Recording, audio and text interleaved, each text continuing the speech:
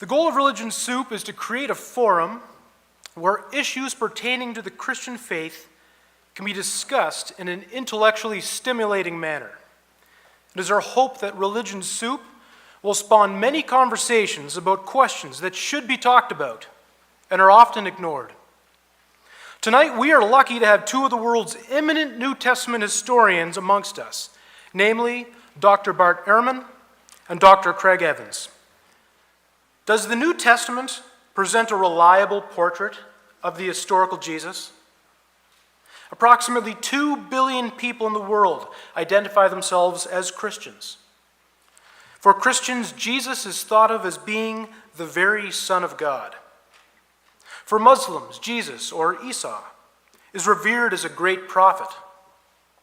Many Jews see a loyal example in Jesus, or his name in Aramaic or Hebrew, Yeshua, as a model Israelite who made a positive impact on this world by his life and teachings. However, what can we know about Jesus of Nazareth historically? Is the New Testament a reliable source for discovering historical material about him? Or should we be more cautious about what we can know about Jesus? Tonight, this question will be answered by two of the leading lights in historical Jesus research. I will introduce each presenter before they come to the stage to give their answer to the evening's question. I will begin with Dr. Evans. Craig Evans is the Payzant Distinguished Professor of New Testament at Acadia Divinity College of Acadia University in Wolfville, Nova Scotia. He is a graduate of Claremont McKenna College. He received his Master of Divinity from Western Baptist Seminary in Portland, Oregon, and his Master of Arts and PhD in Biblical Studies from Claremont Graduate University in Southern California. He's also been awarded the Doctor of Habilitation by the Karoli Gaspard Reformed University in Budapest. A well-known evangelical scholar throughout the world, he is an elected member of the prestigious SNTS, a society dedicated to New Testament studies. After teaching 1 year at McMaster University in Hamilton, Ontario, Professor Evans taught at Trinity Western University in British Columbia for 21 years, where he directed the graduate program in biblical studies and founded the Dead Sea Scrolls Institute. He was also a visiting fellow at Princeton Theological Seminary in Princeton, New Jersey. He's the author and editor of more than 60 books and hundreds of articles and reviews, including the highly acclaimed Fabricating Jesus, How Modern Scholars Distort the Gospels, as well as Jesus, The Final Days, co-authored with N.T. Wright, and the upcoming book, Jesus and His World, The Archaeological Evidence. Professor Evans has given lectures at Cambridge, Oxford, Durham, Yale, and other universities, colleges, seminaries, museums, such as the Field Museum in Chicago, the Canadian Museum of Civilization in Ottawa, and the Royal Ontario Museum in Toronto. He also regularly lectures and gives talks at popular conferences and retreats on the historical Jesus, archaeology, the Dead Sea Scrolls, and the Bible.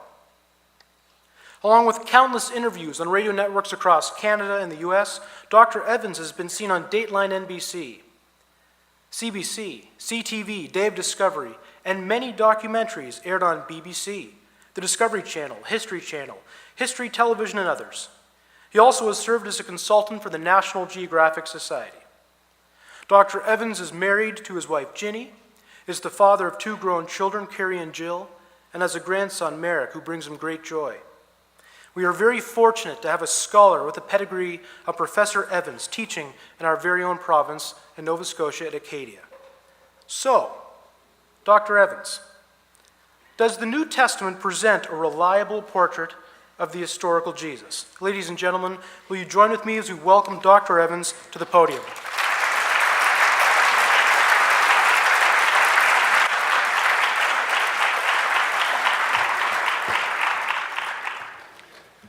Thank you very much, Greg, and thank you also, Kevin, for your greeting. And let me also thank Professor Ehrman for flying up, which is not always the best thing to do in the middle of January.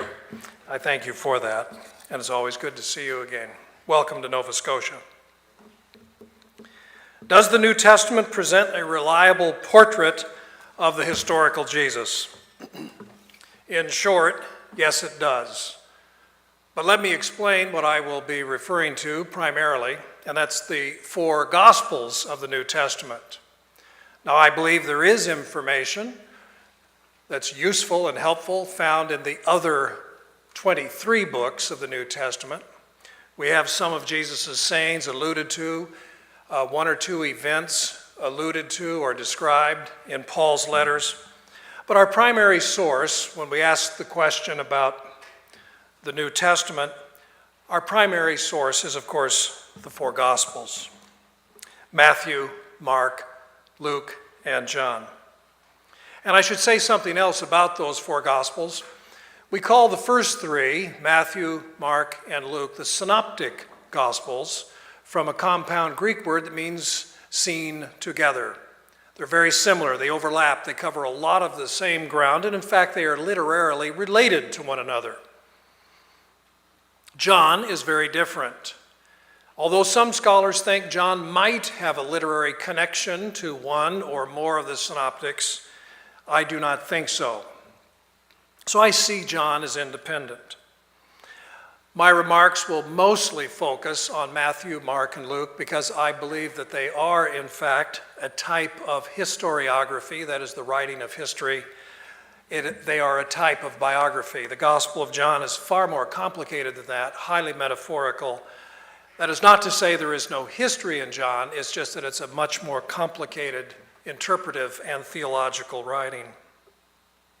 So yes, I do believe that the New Testament, particularly with reference to the four Gospels, I believe the New Testament presents a reliable portrait of the historical Jesus. Of course, the New Testament has a lot more to say than that, and the New Testament is not preoccupied simply with spelling out a biography of Jesus. I'm not alone. A lot of scholars think so. In the last century, hundreds of learned books have appeared, authored by scholars who serve or served on the faculties of the finest universities in North America, the United Kingdom, continental Europe, and elsewhere. In more recent years, one thinks of the late Ben Meyer's The Aims of Jesus, in which he believes the four New Testament Gospels provide us with a coherent, plausible portrait of the historical Jesus. Ben taught for many years at McMaster University, and as was mentioned in the introduction, that's where I actually began my academic career and became a good friend of Ben. One of Ben's colleagues at McMaster was E.P. Sanders. Sanders taught at McMaster from 1966 to 1984. From 1984 to 1990, he was Dean Ireland's Professor of Holy Scripture at Oxford University. Sanders moved to Duke University in North Carolina in 1990, where he retired in 2005. In the introduction to his critically acclaimed Jesus and Judaism, published in 1985, Sanders remarks, quote, "The dominant view today seems to be that we can know pretty well what Jesus was out to accomplish, that we can know a lot about what he said, and that these two things make sense within the world of first century Judaism," end of quote. Note what Sanders said, the dominant view today, not the view of some or the view of a few naive fundamentalists, but he said the dominant view in reference to major scholars. And is this optimistic view of the Gospels, that from them we can know pretty well what Jesus set out to accomplish, that we can know a lot about what he said, still the dominant view? I must ask this question because, after all, Sanders penned those words more than 25 years ago. Well, judging by the ongoing flood of publications by competent, trained, credentialed scholars in the finest academic institutions around the world, it still seems to be the dominant view. One thinks of John Meyer's multi-volumed work entitled A Marginal Jew. The first volume appeared in 1991, in which Meyer, professor of New Testament at Notre Dame University, expressed his conviction that a, quote, reasonably complete biographical portrait of the historical Jesus can be had through a careful examination of the gospel material in the light of the criteria of historicity. 3 more hefty volumes have since appeared since 1991, the most recent, I believe, 2007, bringing the page count of Meyer's work thus far to just under 3,000 pages. And we, in fact, await the 5th and final volume. I should also mention James Dunn's 1,000-page tome, Jesus Remembered, which appeared in 2003. Dunn, longtime professor of New Testament at the University of Durham, believes that the teachings and activities of the historical Jesus were embedded in the collective memory of the early Christian community and eventually committed to writing in the Gospels. I might also mention Armand Taurak's Jesus, a Biography, which was published just last year. Taurak is Dean and Professor of New Testament on the Faculty of Theology of the University of Catalonia in Barcelona.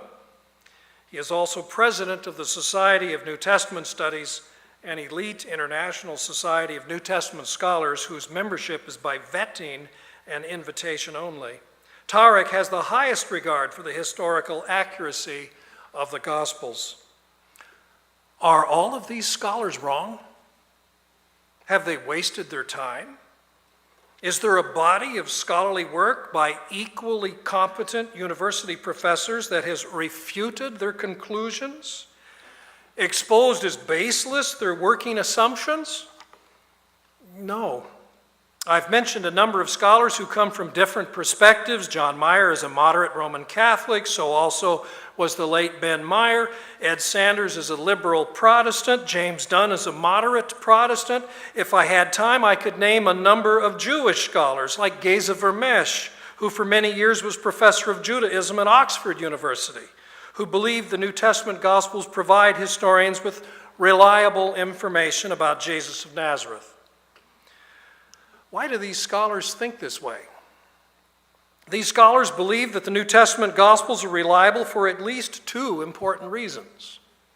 First, the Greek text of the 4 Gospels, indeed the text of all 27 writings that make up the New Testament, is stable and in all probability is quite close to the original text. No one claims that we have recovered the autographic text, the originals, but most New Testament scholars and textual critics think that through comparison and careful study, we have reconstructed the text within, give it a percentage you want, 98, 99, more, less, % of its original form. We have the complete text of the 4 New Testament Gospels preserved in documents about 270 to 280 years removed from the autographs. We have substantial portions of the text removed by about 130 to 200 years. We have tiny portions of the text in perhaps as many as 12 documents about 70 to 120 years removed from the autographs. All in all, not a bad record. Compared to many of the classical writings and histories where in most cases there are gaps of 800 to 1,000 years or more between the time of the author of the original and our oldest surviving copy of his manuscript, it is an excellent record indeed. Second, New Testament scholars, historians, and archaeologists view the Gospels as essentially reliable because they exhibit verisimilitude, a Latin word that means they resemble the way things really were. That is, the contents of these writings match with what we know of the place, people, and period described in the document. Their contents cohere with what is known through other written sources and through archaeological finds. Their contents give evidence of acquaintance with the topography and geography of the region that forms the backdrop to the story. The authors of these documents exhibit knowledge of the culture and customs of the people they describe. Ancient narratives that possess these characteristics are used by historians and archaeologists. The New Testament Gospels and Acts exhibit a great deal of verisimilitude. They speak of real people: Pontius Pilate, Herod Antipas, Annas, Caiaphas, Herod Agrippa I, Herod Agrippa II, Felix, Festus, and they speak of real events, the death of John the Baptist, the death of Agrippa I. They speak of real places, villages, cities, roads, lakes, mountains, which are clarified and corroborated by other historical sources and by archaeology. They speak of real customs, Passover, purity, Sabbath, divorce law, institutions, synagogue, temple, offices and officers, priests, tax collectors, Roman governors, Roman centurions. They speak of religious and philosophical beliefs that we know existed back then, the beliefs of Pharisees and Sadducees, interpretation of Scripture, and the like. In contrast to the verisimilitude of the New Testament Gospels and the book of Acts, and I mentioned the book of Acts here, it's the second volume of Luke, Acts. I mention it only because it describes events in Palestine, not because, it's yet another source about Jesus. In contrast to the verisimilitude of the Gospels and Acts stand the Gospels and gospel-like writings of the 2nd century, such as the Gnostic Gospels and Syria's Gospel of Thomas. These writings do not exhibit verisimilitude, at least not verisimilitude with early 1st century Jewish Palestine. On the basis of Thomas alone, would we know that Jesus was Jewish? Would we have any sense of his message? Any sense of his travels, of his itinerary? Would we know anything of Jesus' death? Would we have any sense of life in 1st century Jewish Palestine? We would not. The verisimilitude of the New Testament Gospels and Acts is such that historians and archaeologists regularly make use of them. The New Testament Gospels and Acts assist archaeologists in decisions where to dig and understanding what they find when they dig it up.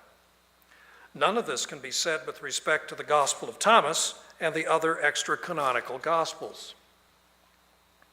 I can illustrate this claim by directing readers to a recently published book entitled Jesus and Archaeology. But let me illustrate what I'm saying about verisimilitude in archaeology. It's a very important criterion, and historians are much guided by it. Doesn't mean they conclude that something is inerrant or infallible or mistake-free. It just means they now take it seriously. So I refer to a book entitled Jesus and Archaeology, a book that was edited by Jim Charlesworth and published in 2006. The book grew out of a conference in Israel which included the usual learned papers, but also included on-site visits and examinations of archaeological excavations.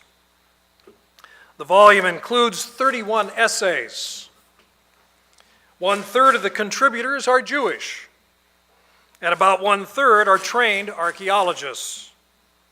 The remainder are historians and biblical scholars. If you turn to the index of sources that are cited, at the back of the book, you will find more than 1,000 references to the New Testament Gospels and Acts. There are very, very few references to the 2nd century apocryphal Gospels, the Gnostic Gospels, and the Gospel of Thomas. If the New Testament Gospels and Acts were little better than the 2nd century extra-canonical writings, then their extensive use by historians and archaeologists would be very difficult to explain. Indeed, one would wonder why a book on the subject, Jesus and Archaeology, could even be produced if there really wasn't much connection between the Gospels, which tell us our primary source about Jesus, and the reality, the realia, and the material culture which archaeologists uncover. Of course, this book is not alone. Many other books on archaeology that are concerned with Israel in the approximate time of Jesus made extensive use of New Testament Gospels and Acts. Some of these recent contributions are by Eric Myers of Duke University, Shimon Gibson of the University of North Carolina at Charlotte. Both of these archaeologists are Jewish. Gibson's book focuses on the final days of Jesus. He cites the New Testament Gospels hundreds of times, showing again and again the coherence between them and the archaeological record. Jody Magnus, another Jewish archaeologist and a member of the faculty of the University of North Carolina at Chapel Hill, recently published an essay on the topic of the tomb of Jesus. Throughout her essay, she compared what the New Testament Gospels say and what archaeologists and historians have learned. Along the way, she challenges and contradicts some skeptics. At the end of her study, she remarks, and I quote, "I believe that the gospel accounts of Jesus' burial are largely consistent with the archaeological evidence." Historians and archaeologists rightly regard the New Testament Gospels as early and generally reliable. I'm not saying that these scholars necessarily view the New Testament writings as inerrant or inspired, but many of these scholars do see them as valuable sources, without which historical and archaeological work concerned with first century Jewish Palestine would be much more difficult. No archaeologist or historian would say this with regard to the Gospel of Peter, the Gospel of Thomas, or most other second century writings, which some New Testament scholars and popular writers have in recent years lionized.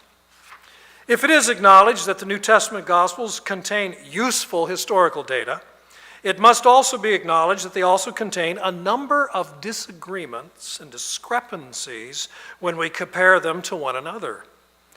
Why do they? Do discrepancies discredit the Gospels? How are these discrepancies to be understood? To these questions we now turn. Any careful, fair reading of the Gospels side by side will reveal a number of differences and discrepancies. Some of these discrepancies are more apparent than real, but many of them are real indeed. We observe differences in the wording of Jesus' teaching.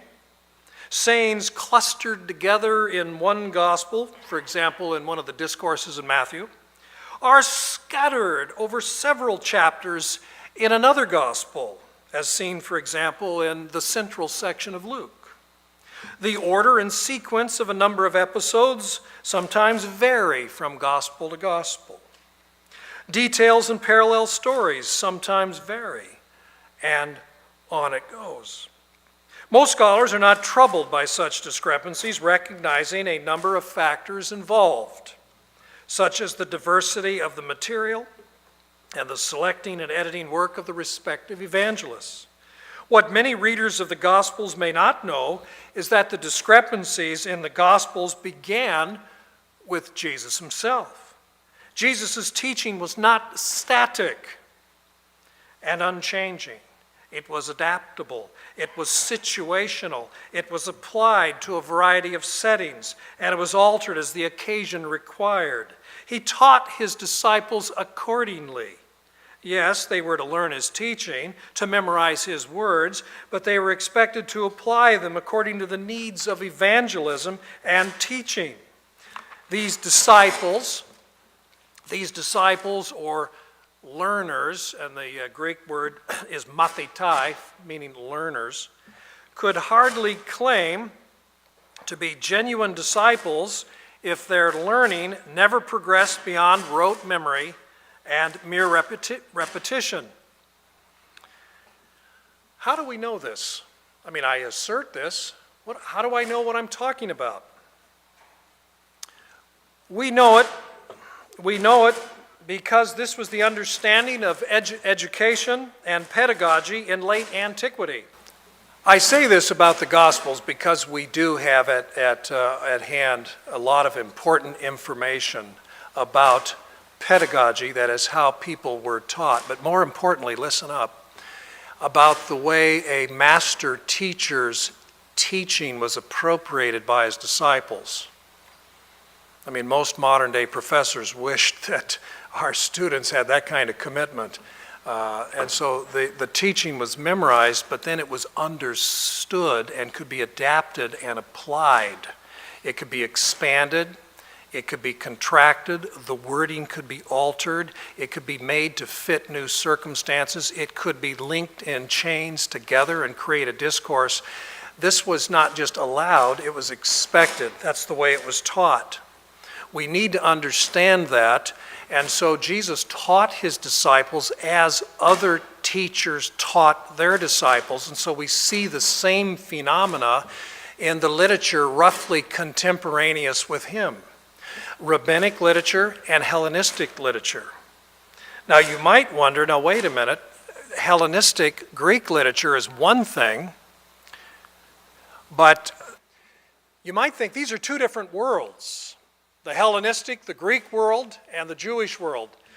But Jewish scholars have shown that the Jewish world of Jesus' day, actually 100 years earlier, had been heavily influenced by Greek pedagogy, Greek instruction. In fact, that was controversial and was part of the reason why in the 2nd century BC there was the Maccabean revolt. There was just a little too much Greek in the minds of some conservative Jews. And we can show that the actual principles of biblical interpretation practiced by the early rabbis grew right out of the principles of interpretation practiced by the Greeks. Now, what makes this so useful is we actually have the handbooks, the Greek handbooks, on how to study, how to teach, how to learn. And this leads me then to the next point. New Testament scholars have discovered the kreia, the useful anecdote. The kreia, it's a Greek word, it just basically means useful, something that's useful. It's useful for instruction, a saying, a deed, and these are talked about in several handbooks from antiquity. We see this in that very form in the Gospels. In fact, that may be how we understand Papias in his reference to the Gospel of Mark, where he talks about how Mark did not write things in order, but wrote kreia. Now, I realize there is some dispute over exactly how that should be understood, but he might be saying that's what Mark did. He presented Jesus' teaching with these, in terms of these kreia. That is very important. And we see this not just in Greek pedagogy in antiquity, but in Jesus, his disciples, the Gospels, in early Christian teaching. And so this is why in gathering the Gospels together and having them side by side, I mean, the early Christians weren't ignorant, they weren't unobservant, they could see the differences, and so what? They're supposed to be there. Because the lessons taught by Matthew are not the same as the lessons and points and applications in Mark, and likewise with Luke and so forth. The stories and teachings of Jesus have been edited and contextualized in ways that lead to clarity. And if you read the handbooks that talk about kreia, they always explain the kreia, the principal teachings of the great master, have to be updated, edited, and so on, in order that there be clarity, that a new audience, a new context, a new situation can understand the teaching properly. The teaching of Jesus has been applied in new ways, and new insights have been discovered as his followers encounter fresh challenges. All of this reflects the way Jesus taught his disciples. It reflects the pedagogy of the time. The disciples were not tape recorders, mere reciters of the Jesus tradition. They were disciples, learners, trained to understand the teaching of Jesus, not simply to repeat it word for word. They were trained to apply it as they gave leadership to the followers of Jesus, a following that in time became known as the church.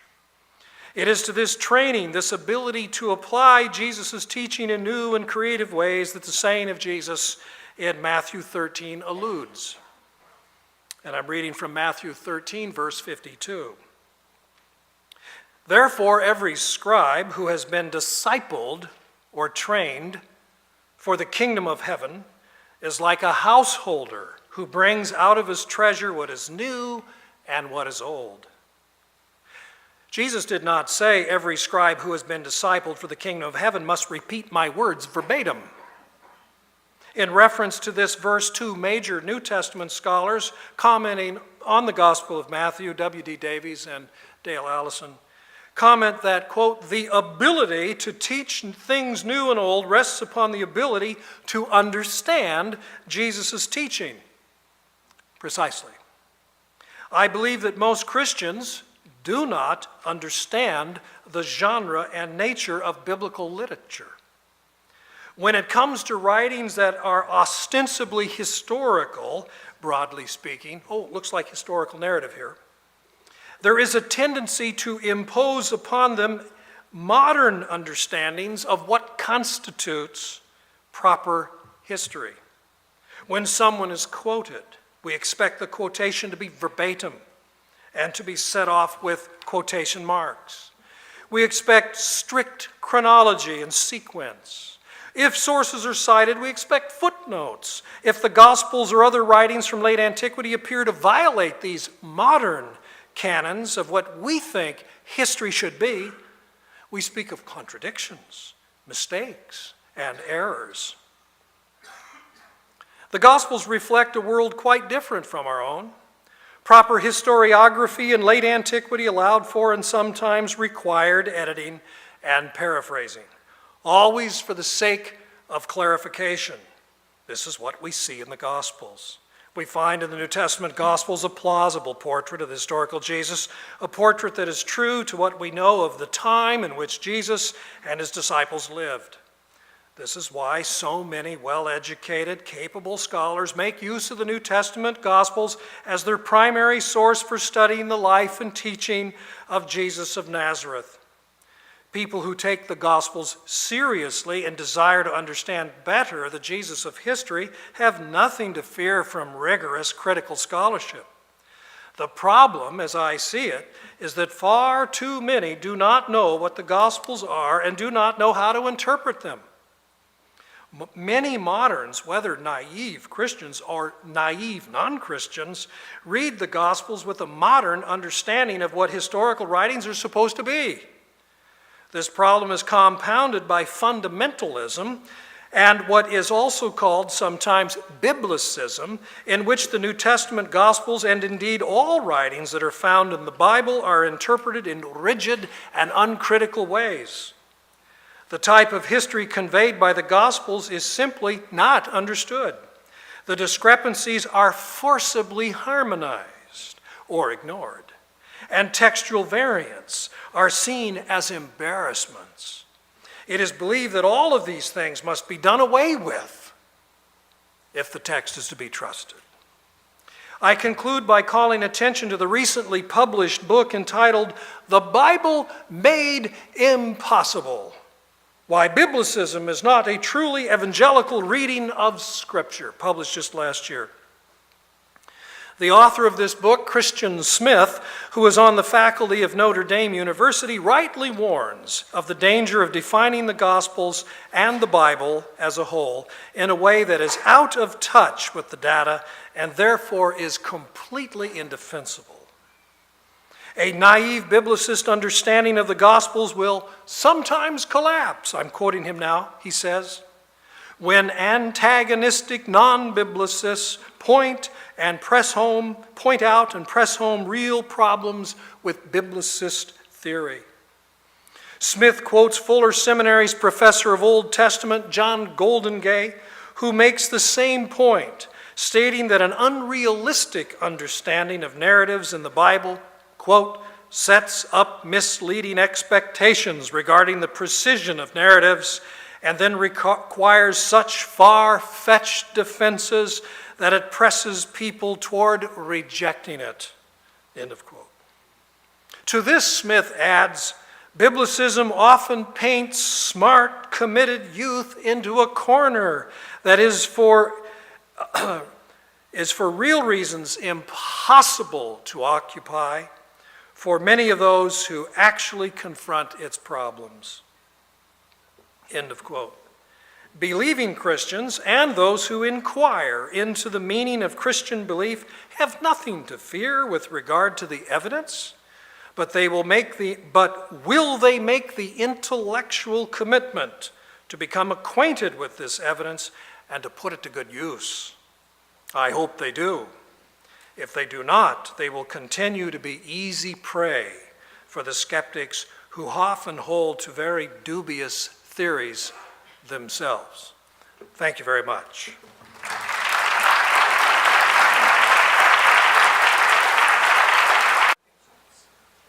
It is my privilege to now welcome Bart Ehrman, but first let me give him a proper introduction. Professor Bart Ehrman, he is the James A. Gray Distinguished Professor at the University of North Carolina at Chapel Hill. He came to UNC in 1988 after 4 years of teaching at Rutgers University.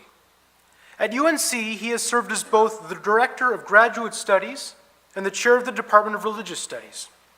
A graduate of Wheaton College in Illinois, Professor Ehrman received both his Master's of Divinity and PhD from Princeton Theological Seminary, where his 1985 doctoral dissertation was awarded magna cum laude. Since then, he has published extensively in the fields of New Testament and early Christianity, having written or edited more than 25 books, numerous scholarly articles, and dozens of book reviews.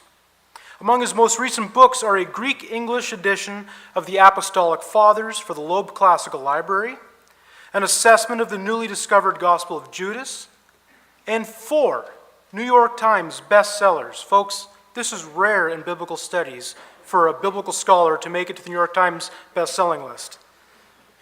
These books include bestsellers such as Jesus Interrupted, which is an account of scholarly views of the New Testament, God's Problem, an assessment of the biblical views of suffering, Misquoting Jesus, an overview of the charges found in the surviving copies of the New Testament and of the scribes and the changes in the manuscripts, and Forged, which discusses why some books in the New Testament are deliberate forgeries. His books have been translated into 27 languages. Among his fields of scholarly expertise are the historical Jesus, the early Christian Apocrypha, the Apostolic Fathers, and the manuscript tradition of the New Testament.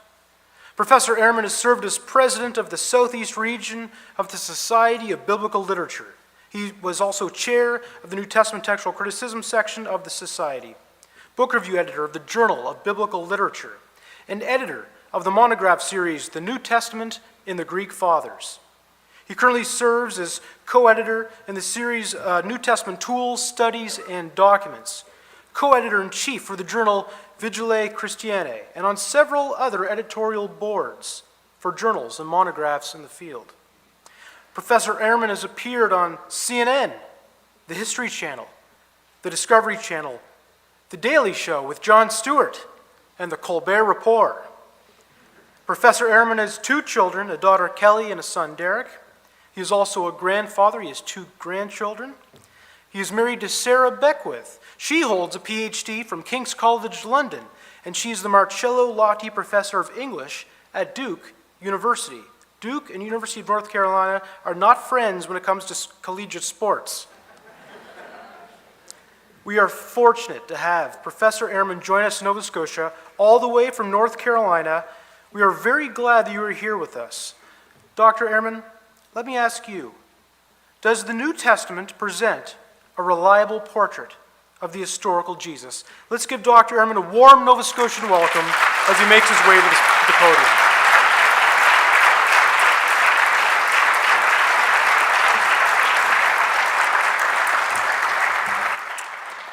Well, thank you very much. Yeah, when Sarah, my wife, and I got married 10 years ago, we made a deal that the deal was she was teaching at Duke and I was teaching at North Carolina, and the deal was that we would live near the Duke campus if she would root for the Tar Heels. And that's what happens.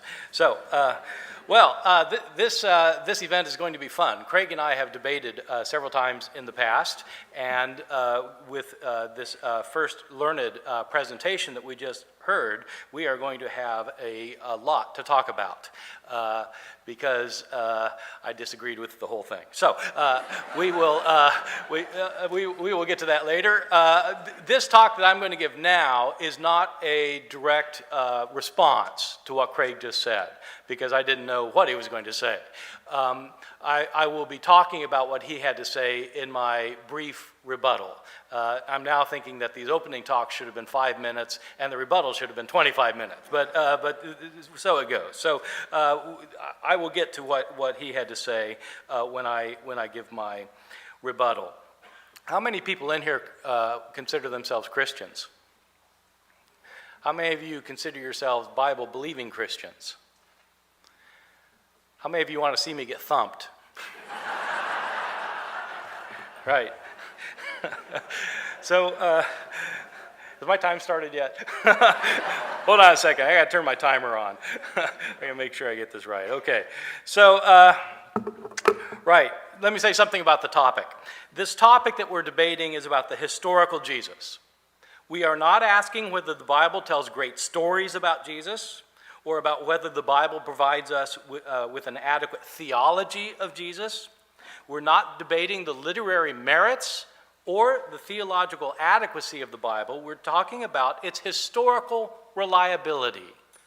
Do the Gospels give us a historically reliable portrait of Jesus?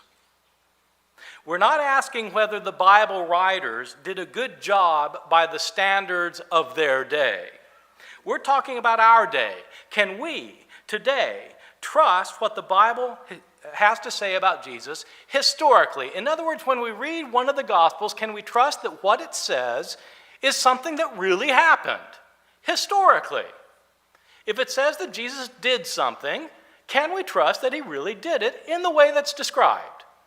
If a gospel in the Bible says that Jesus really said something, can we trust that he said that thing or not? That's the question we are to be discussing.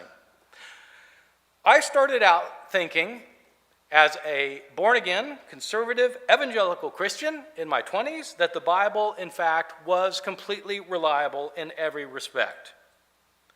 But the more research I did, the more I began to doubt that the Bible was historically accurate, and I want to tell you why. The way to answer the question about the historical accuracy of the Bible is by considering how one ought to read the Bible. Now, of course, most people don't read the Bible. The people who do read the Bible do so in a variety of ways. One way that many people read the Bible is by what I call the Ouija board approach. Which is that you have a question and you open it up and you close your eyes and you put your finger down, and that is how you read the Bible.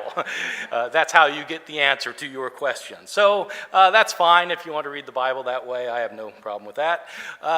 More responsible people who read the Bible tend to read it in a way that I call vertically, which means they read it like you read any other book. And of course, this is a way to read the Bible. You start at the top of the page and you go to the bottom of the page. You start at the beginning of a book and you go to the end of the book. You start with Matthew and you start at very first, chapter 1, verse 1, you read that, then you go to verse 2, then verse 3, you read through the first chapter, then to the second chapter, then the third chapter. You go from top to bottom, reading it vertically. When you read the Bible like that, which of course you should, when you do read the Bible like that, you get a certain impression of the Bible. You read Matthew, and it's about Jesus' life, his death, and his resurrection. And then you read Mark, and it's about Jesus' life, and his death, and his resurrection. And it sounds a lot like Matthew. Then you read Luke. It's about Jesus' life, his death, and his resurrection. It sounds like Matthew and Mark. Then you read John, and it's a little bit different, as Craig was saying, but it's basically the same thing. It's the life and the death and resurrection of Jesus. They all sound alike because of the way you're reading them. If you want to see something else, you should try reading the Bible horizontally rather than vertically. Horizontally reading the Bible means, and I'm not saying this is the only way to read the Bible, but it is one way to read the Bible, and it is better than the Ouija board approach at least. The horizontal way is that you read a story in Matthew, then you read the same story in Mark, and you compare it in detail. Do they tell the same story or not? And if not, are they simply different, or are they at odds with one another? Do they contradict one another? And if they contradict one another, how can they both be historically right?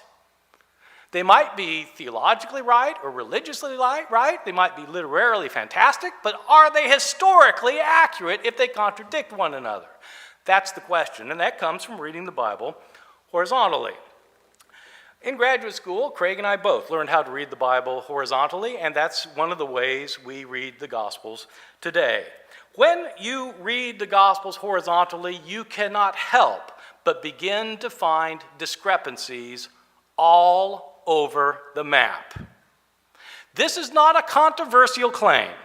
This is not an idiosyncratic view of a particularly liberal professor who teaches at Chapel Hill. Although it is that, but it's not only that.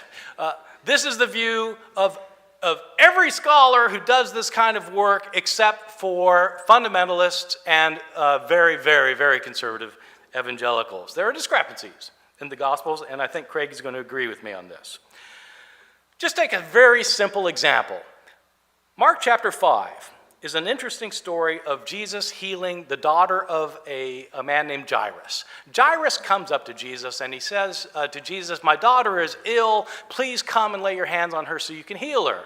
And Jesus starts to go to see the girl, but he's interrupted on the way. And before he can get to the house, some servants come from the house and they tell Jairus, "Don't worry because she's dead already and there's no reason to bother the master anymore."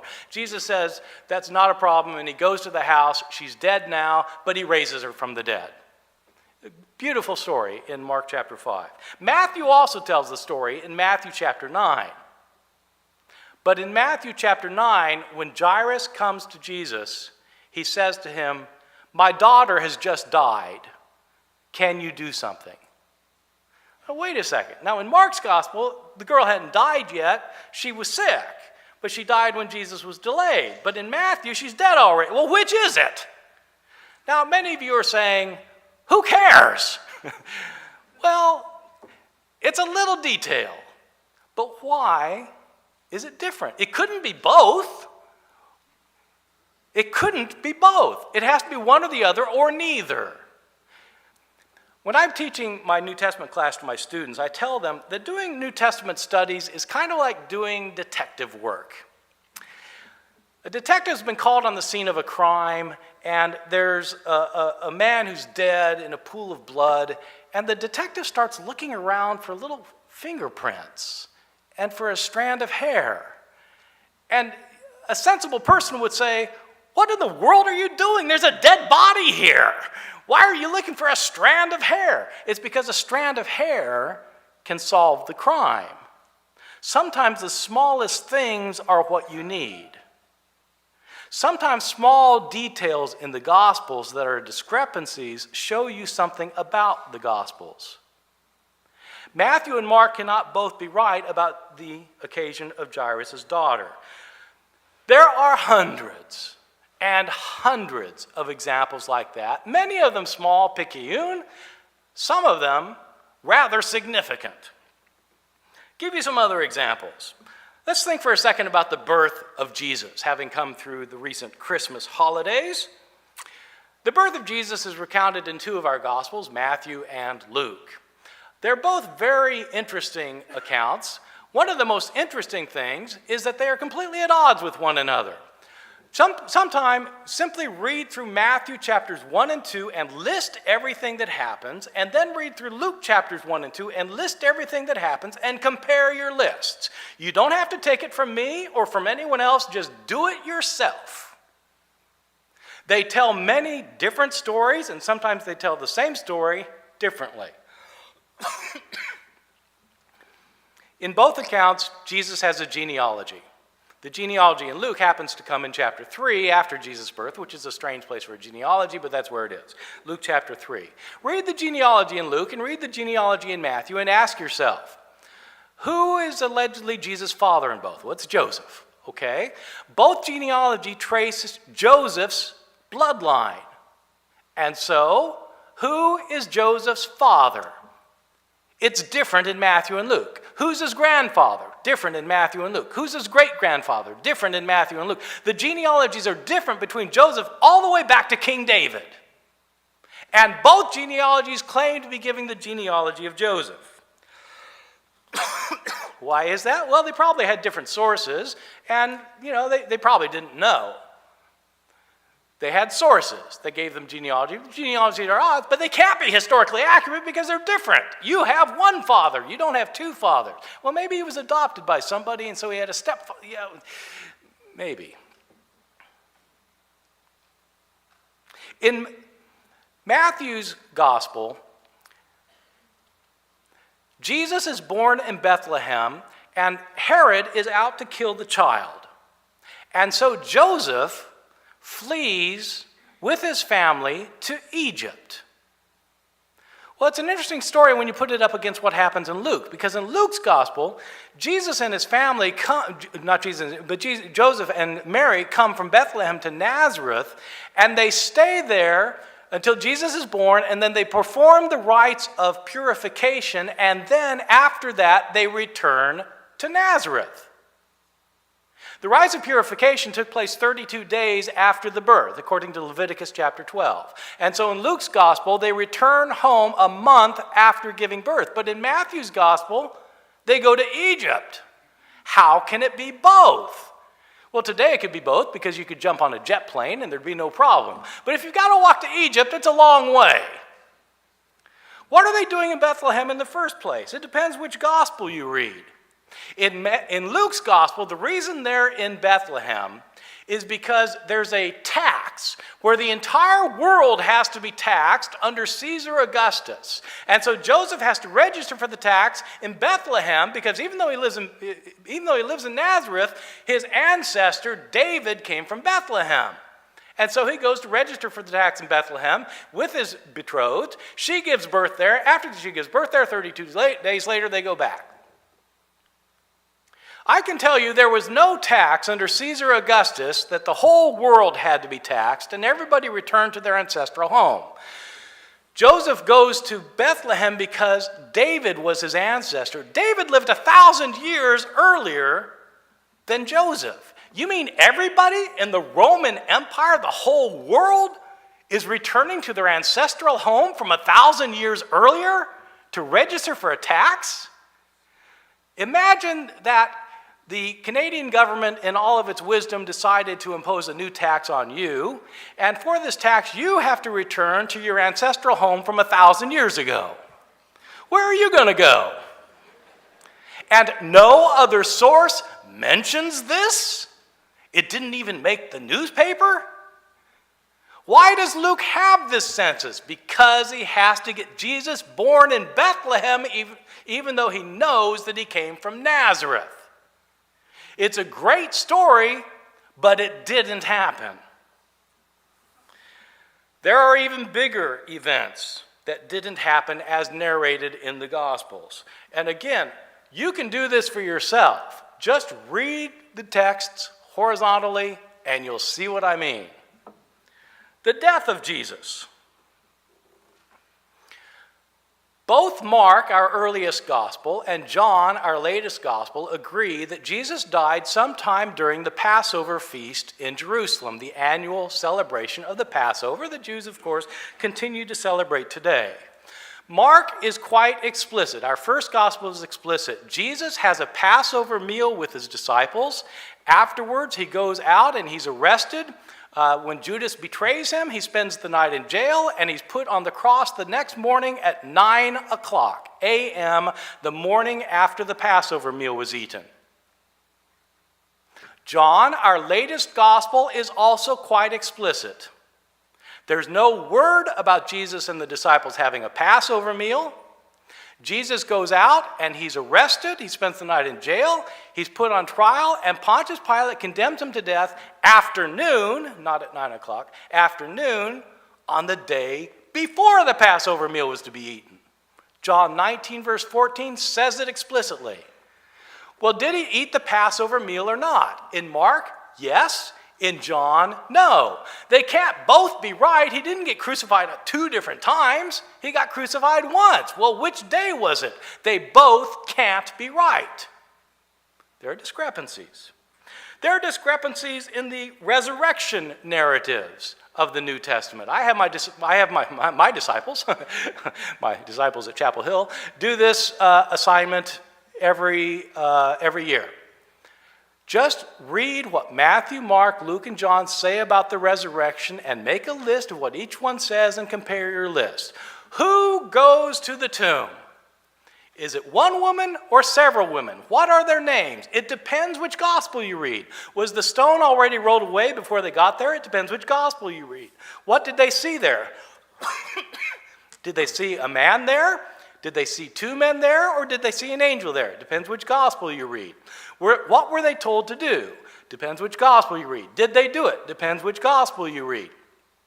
Were the disciples supposed to go to Galilee to see Jesus and they did so? Or were they ordered not to leave Jerusalem? And they did so. These are discrepancies. They're not simply differences. Why? Because they are different stories. But if they're different, they can't be accurate. Excuse me, I inherited a cough last week, and I see it's deciding now to reappear at this timely moment. Or else Craig has been praying.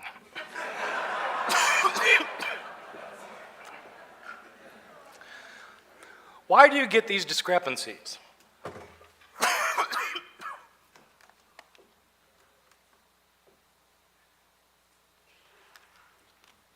Could I have 30 more minutes added to my time, please?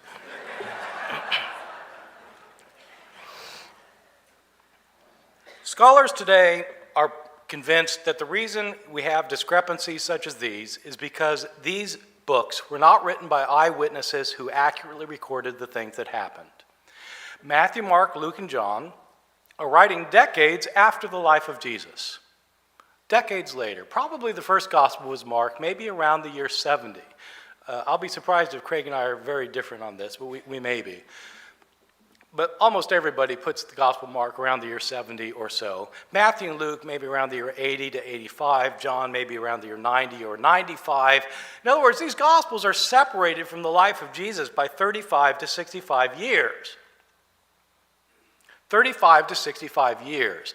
These gospel writers were not the disciples of Jesus. These gospel writers are writing in highly literate Greek. These are highly educated Greek-speaking Christians living decades later. They've heard stories about Jesus that they write down. The stories have been in circulation year after year after year after year by word of mouth. And most of the people telling the stories about Jesus year after year after year were not his disciples, but people who had converted to come to believe in Jesus, who were trying to convert somebody else, who then tries to convert somebody else, who then converts somebody else. Everybody telling stories about Jesus. Of course the stories got changed. When the gospel writers wrote them down, they had their own agendas, and so they changed the stories on occasion in those contexts as well. The stories got changed. That's okay if what you're interested in is the religious significance of the story. But if you're interested in historical accuracy, you don't want stories to change. You want to know what really happened. Sometimes the differences are not discrepancies in detail. Sometimes they're differences in emphases that really matter. I'll give you one example. Mark has a very powerful portrayal of Jesus going to his death. Jesus has been betrayed by one of his followers. He's turned over to Pontius Pilate, and during his trial, Jesus doesn't say anything to Pontius Pilate except Pilate says, "Are you the king of the Jews?" And Jesus says, "Su leges," you say so. That's all he says. He's taken out to be crucified. He doesn't say anything. He goes to the place of crucifixion. He's silent the entire way.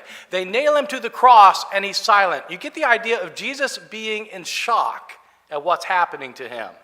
While he's on the cross, everybody mocks him.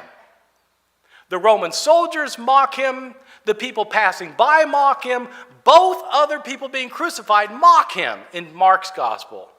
At the end, Jesus, who has been betrayed and denied and deserted and handed over and condemned and mocked, Jesus on the cross finally cries out, "Eloi, Eloi, lama sabachthani?" My God, why have you forsaken me? And he dies. Jesus goes to a painful, humiliating death, unsure of why it's happening to him in Mark's gospel. Contrast that with Luke's gospel. In Luke, you have some of the same elements, but a very, very different emphasis. In Luke's gospel, when Jesus is going to be crucified, he's not silent. He sees some women by the side of the road, and he turns his head to them, and he's carrying his cross, and he says to them, "Daughters of Jerusalem, don't weep for me. Weep for yourselves and for your children, for the fate that's to befall you." Here, Jesus isn't in shock and not wondering why this is happening. He's concerned about these people more than himself. While being nailed to the cross in Luke's gospel, Jesus prays, "Father, forgive them, for they don't know what they're doing." That's not in Mark, that's in Luke. While Jesus is hanging on the cross, it's not that both robbers mock him. One of the crucified people mocks him, and the other turns his head to the man and says to be quiet because Jesus hasn't done anything to deserve this. He then looks to Jesus and he says, "Lord, remember me when you come into your kingdom." And Jesus replies to him in Luke, "Truly I tell you, today you will be with me in paradise." This is not somebody who's wondering why this is happening to him. He knows what's happening to him, he knows why it's happening to him, and he knows what's going to happen to him after it happens to him. He's going to wake up in paradise, and this guy's going to be with him. At the end, most telling of all, in Luke's gospel, instead of crying out, my God, why have you forsaken me?" Jesus says, "Father, into your hands I commend my spirit," and dies. Jesus does not feel forsaken in Luke's gospel. This is a very different portrayal from the one you get in Mark. And the mistake people make is pretending that what Mark has to say is the same thing that Luke has to say, and that what Luke has to say is the same thing that Mark has to say. These are two different gospels with two different points of view. And if you smash them together into one kind of mega gospel, you have ruined the emphasis of each one. And then you throw in Matthew. And he says everything he said, not just in Mark, but in Luke, but also Matthew. Then you throw it in John, and you have the 7 last words of the dying Jesus, which are found in none of the Gospels. Now, you're free to do that if you want, to take all 4 Gospels and smash them together into one big gospel. It's a free world. You can do that if you want. But realize what you're doing. You are writing your own gospel instead of accepting the Gospels that have come to you. Mark has a message that he wants to convey about Jesus, and it is different from Luke's message, and that's different from Matthew's message, and that's different from John's message. If you're interested in the religious value of these books, you have to let each author give you his message and not pretend it's somebody else's message. But what if you're interested not in the religious value of the book, but in the historical accuracy? If you're interested in historical accuracy, 4 discrepant accounts cannot be historically accurate. It can't work. It can't work with Gospels any more than it can work in a criminal courtroom where you have eyewitnesses who say different things. You don't assume they're all right. You try and figure out which one is right. And that's what you do with the Gospels. Sometimes these differences are very big indeed between the Gospels. It is only in the Gospel of John that Jesus declares himself to be divine. Only the Gospel of John portrays Jesus as one who is himself God. You don't get that in Matthew, Mark, and Luke. Only in John does Jesus say, "I and the Father are one." Only in John does Jesus say, "Before Abraham was, I am." Only John says, "In the beginning was the Word, and the Word was with God, and the Word was God." John is quite clear that Jesus is divine. Is that the historical Jesus, or is that a theological Jesus? I think it's perfectly fine if you want to accept that theological point of view of Jesus. But it's a different question from saying that that's historically something Jesus really said about himself. If you're interested in history, you want to know what really happened. Suppose over the next 30 years we ask 4 people to write up biographies of President Jimmy Carter. These 4 people have never heard of Jimmy Carter, like most of my students, for whom Jimmy Carter is ancient history. And these 4 people are not allowed to consult any written documents. They only can use oral reports that they've heard about Jimmy Carter. They can also use one another's works, though. These biographies are then produced by these 4 people who base everything on oral traditions that they've heard. They're collected and they're examined. It turns out they're all quite moving and powerful portrayals of Jimmy Carter, but in a great number of places they contradict each other, often in little ways, but sometimes in large ways, with very different portrayals of who Jimmy Carter really was. In a number of places, they contradict what historians know about the facts of history. And in other places, they make claims for Carter that are clearly historically impossible to have happened. Would you say these sources could be trusted to give you a historically accurate account?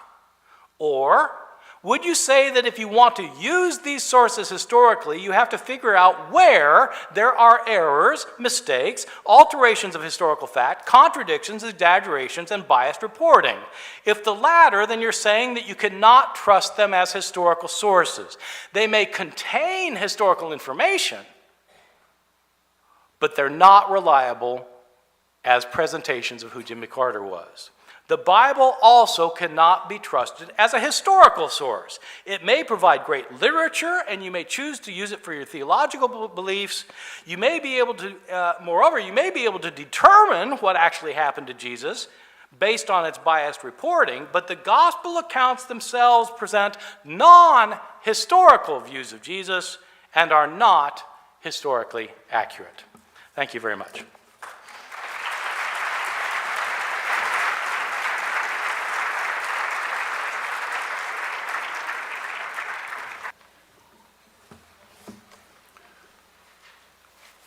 All right, thank you, Bart. What I enjoy about Bart is he tells us what he thinks. Doesn't beat around the bush, but cuts to the chase. Our question is, I'm summarizing it slightly differently, but do the Gospels provide us a reliable portrait of Jesus? And I've answered yes. The question that was not put to us was, are there no discrepancies in the Gospels? Or is everything in the Gospels history? Bart referred to John at the end, and that's not too different from my own assessment of John, where we see in John a mixture of historical details and theological confession, parable, allegory, and metaphor. Nor was our question for tonight, are there no loose ends? Are there no problems that we can't yet explain or answer? As far as eyewitness tradition, and I know Bart and I disagree on this and probably always will, but I believe there is an important core of eyewitness tradition that has fed into the sources that went into the Gospels. On that I refer to the Swedish scholar Samuel Berskog in recent publications, books, and articles, but also Richard Bauckham, the British scholar.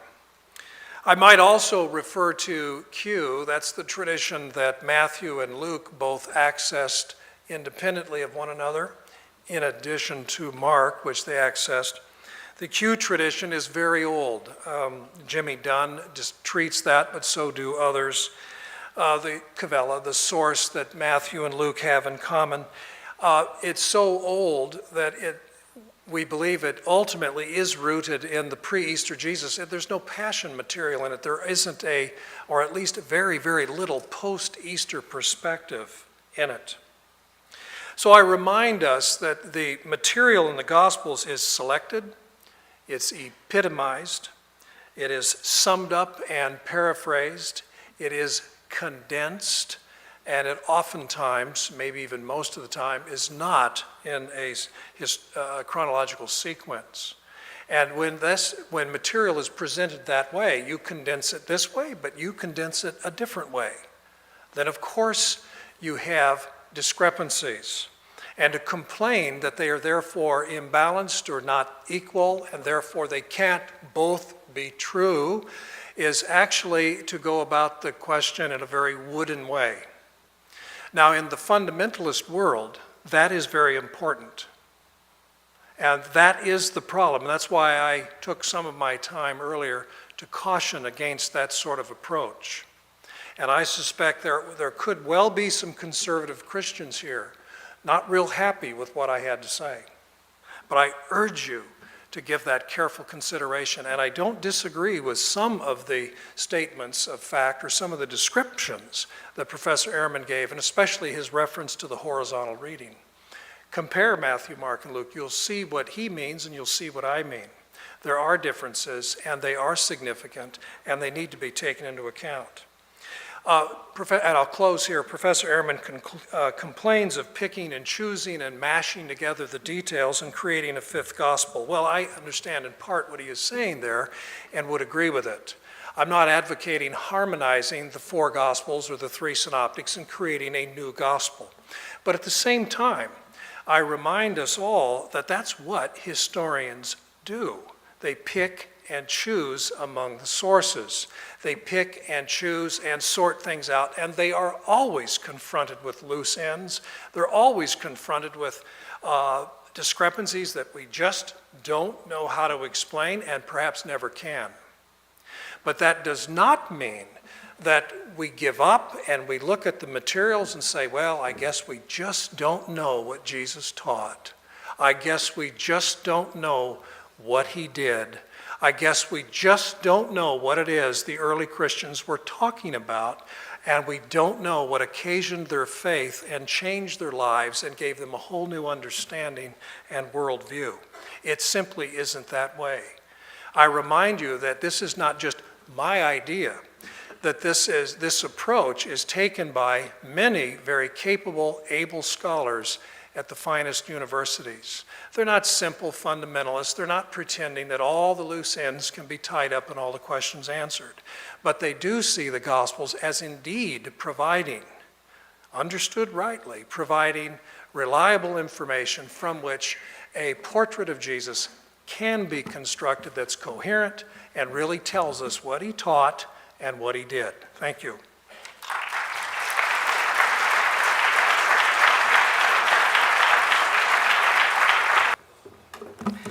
All right, this is the part I like.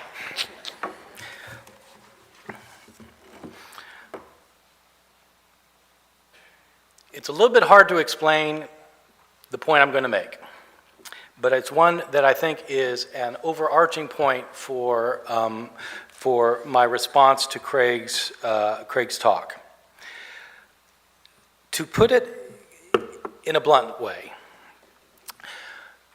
Craig and I actually appear to be agreeing on most things, but the way he's presenting it involves a kind of sleight of hand. When Craig says that the dominant view among scholars is that we can know something about Jesus, that is absolutely right. And that does not address the topic of the debate. The question of the debate is whether the Gospels provide us with a historically accurate view of Jesus. All of the scholars that he mentioned would say no. Ben Meyer, John Meyer. Three of these colleagues, by the way, three of these people are my colleagues. E.P. Sanders, my colleague for 15 years at Duke. Jody Magnus, whom I hired at UNC. Chris Smith, who was my colleague at UNC before going to Notre Dame. Every one of them would agree that the Gospels do not provide us with historically reliable information, historically reliable accounts of Jesus. Well, then how can Craig be right that we can know something about Jesus? It's because the Gospels, even though they are widely inaccurate, on point after point after point, nonetheless do contain some kernels of historical information. And what historians do, namely these people that give what he's saying is the dominant view, what they do is They get past the contradictions and the discrepancies and the historically false information to what actually happened, acknowledging that the Gospels are full of discrepancies, contradictions, and historically false information. That's what scholars do who quest for the historical Jesus, which means that the Gospels themselves are not historically accurate presentations of who Jesus was and what he said and did. They might contain historical information, but the presentations are not historically accurate. Virtually every scholar on the planet agrees with that, except for fundamentalists and very conservative evangelical Christians who have the point of view that Craig is rightly attacking of some kind of inerrancy view of the Bible. My point is, these discrepancies show that the Gospels are not historically accurate. Does that mean they don't say something on occasion that might be historically right? Yes, they say something on occasion that's historically right. The Jesus Seminar, which you may have heard of before, it doesn't matter if you have or not, spent years and years debating the sayings of Jesus. Which ones actually go back to Jesus?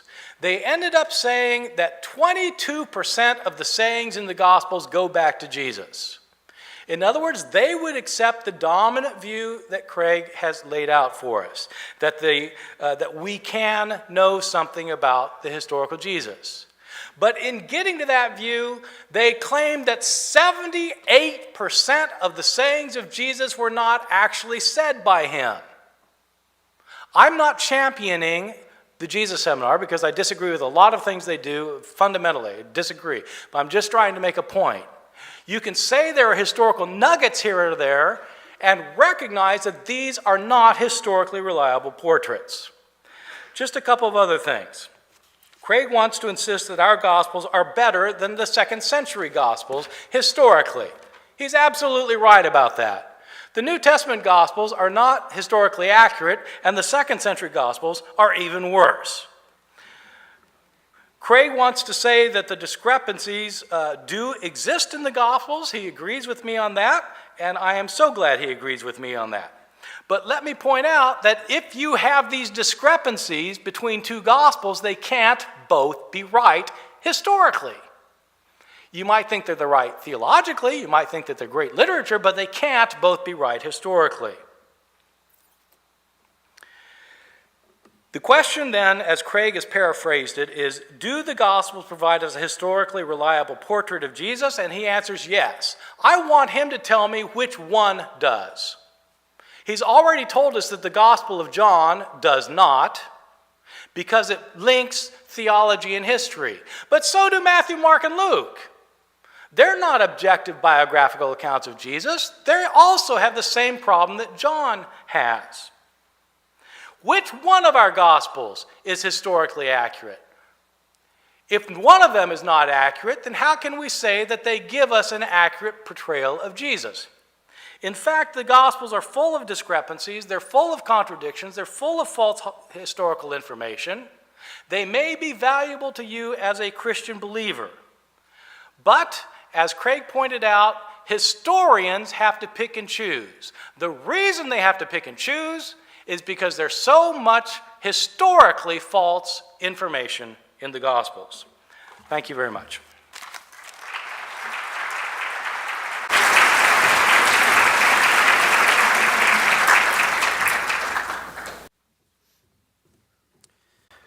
Thank you. We will now move into the dialogue portion of the evening, where both participants will have 3 5-minute opportunities to ask each other direct questions about the other's viewpoints on the evening's topics.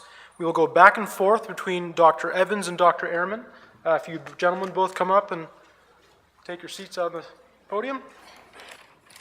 So let me ask you, Bart, in light of what you just said, are you saying that you cannot derive, or you don't think anyone can derive, a portrait, a historical portrait of Jesus from the Gospels? No, I think in fact you can. If you look past if you figure out, if you have discrepancies, if you got two accounts that are contradictory to one another, they both can't be right. And so you have to figure out, is one of them right, or are they both wrong? Scholars, of course, have engaged in this for a long time, recognizing that the Bible itself doesn't portray Jesus accurately, but so historians have to reconstruct what Jesus probably was, and I think certainly that is an endeavor that one can do. One can reconstruct a historical Jesus that is not like the portrait of any of the Gospels and say, well, this portrait that we've reconstructed is more likely to be historically accurate. Okay, I think that I would see that as a very minimalist understanding of what the historical Jesus scholars do. I don't think that these, and I intentionally referred to people in your backyard that you would know, like Ed Sanders, for example. I remind you what Ed said. He doesn't say, you paraphrased him as saying, we can know something. That isn't what he says. He says the dominant view today seems to be that we can know pretty well what Jesus was out to accomplish. He doesn't say absolute certainty with regard to everything, but pretty well what he set out to accomplish. But you know, okay, how many points did he list that we can know? Yeah, he starts off with, he lists about 10 or 12. 10 points. And they're very key points. But there's not much there. It's 10 points. Well, his baptism. Jesus got baptized, okay. Yeah, principal teaching. And so that's why I say... But he doesn't think that the Gospels give us a reliable portrayal of Jesus. If the Gospels gave us a reliable portrayal of Jesus, we wouldn't have to engage in scholarship on the Gospels. We could just read the Gospels and say that's what really happened. Yeah, and I think we might have a semantic issue here because, again, I wonder if our standards of history and how we think history ought to be done, details, completion, and so on, comes into play here. You think of biographies written by great people like Winston Churchill. They're voluminous. What we have are, these Gospels are rather small. You have a selection of activities, certain deeds, acts of power that amaze people, and you have some teachings. The whole of Q, the material, it's probably the biggest source that we have from antiquity of Jesus' teaching is about 270 verses. That isn't much. And so I think in fairness to the Gospels, that's what I'm trying to say is they don't give us a lot. They give us a selection. When we take into account the pedagogical principles, the Crea example that I gave, the rearrangement, the editing, then you end up with these discrepancies. I have students who come to me, probably you too. If I understand you, Professor Ehrman, for this last hour you've been saying this and that, and they give you like 3 sentences. Yeah, they're all wrong. Yeah, but I'm sure, come on now. You say, yeah, you got it. That's right. That's what I was saying, and yet they haven't quoted you. Now, I'm not saying that there's that much of a discrepancy, but so when we talk about, well, they can't be both right, well, actually they can. Because the teaching has been condensed this way in this stream of tradition. It's been condensed a little differently in this stream. It's been applied here. And so when we say, well, it can't both be right, aren't we not being a little bit atomistic in our contextualization and making demands that are really a little strange? No, because I'm not talking about Crea. I mean, you know, you've been talking about the Crea, and but they include deeds too. Yeah, I know, but people here don't know. But I didn't mention Crea at all. I'm talking about flat out contradictions. Yeah, and that can come about. And see, when we end up with that, when we say, well, no, wait a minute, was he in this village or was he in that village when he said this? I agree with you. He can't have been in both places. 30 seconds. And nor do we know, in fact, we don't know. But was he in these villages in Galilee? The answer is yes. Was he doing this kind of teaching? Right, but if he wasn't in both villages, it's inaccurate. Yeah, and I would concede that those are the kinds of things that are left dangling where we don't know. But that does not prevent the historian from finding the Gospels as reliable and useful in giving us a portrait. And I use the contrast with Gospel of Thomas and so on, because there's no way we would end up with a reliable or genuine portrait of Thomas, you know, if it was from Thomas. Okay, so this isn't working well because you were going to be asking me questions and I was going to be, and it just went the other way. So, right, so, it's okay. So let's try this again. Okay, now it's apparently my turn. Is it my turn? Okay, all right. Go ahead. All right. Right. So am I right that you agree that there are contradictions and discrepancies in the Gospels? Yes. And do you agree that if there are contradictions between two accounts, they both cannot be historically accurate? In a certain qualified sense, yes. Okay. No, which, by the way, Can we go this home now? This happens in the courtroom setting with eyewitnesses. There's nothing strange. Oh, here. no, I don't think there's anything strange about it at all. It's just that, but it means that you can't read the Gospels at face value to give you a historically accurate portrayal of Jesus. Ah, thank you at last for saying that. Read them at face value. Exactly. In whose face? Reading it how? That was the point that I was trying to make, to understand what they are attempting to do. Here's his teaching. I'll say this much. No, I'll say more. No, I'll say little. It's conditioning the teaching as well as the deeds and putting them in a variety of contexts. Actually, if you look, you'll notice that many things Jesus says and many things he does, we don't even know where he is. Often we assume he's still in Galilee, but we don't even know that. And so we don't have as much information there as we wish we had. And that's the point that I'm making. Now, maybe it's mostly semantics in our use of the word reliable. I think we're actually pretty much agreeing.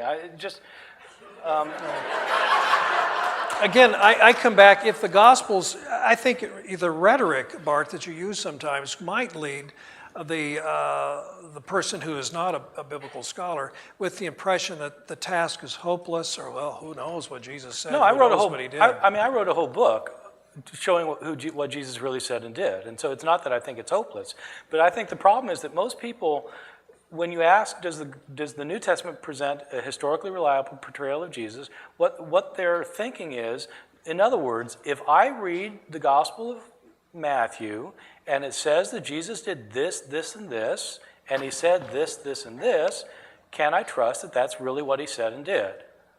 And the scholar answers no. Well, I don't agree with that. I think...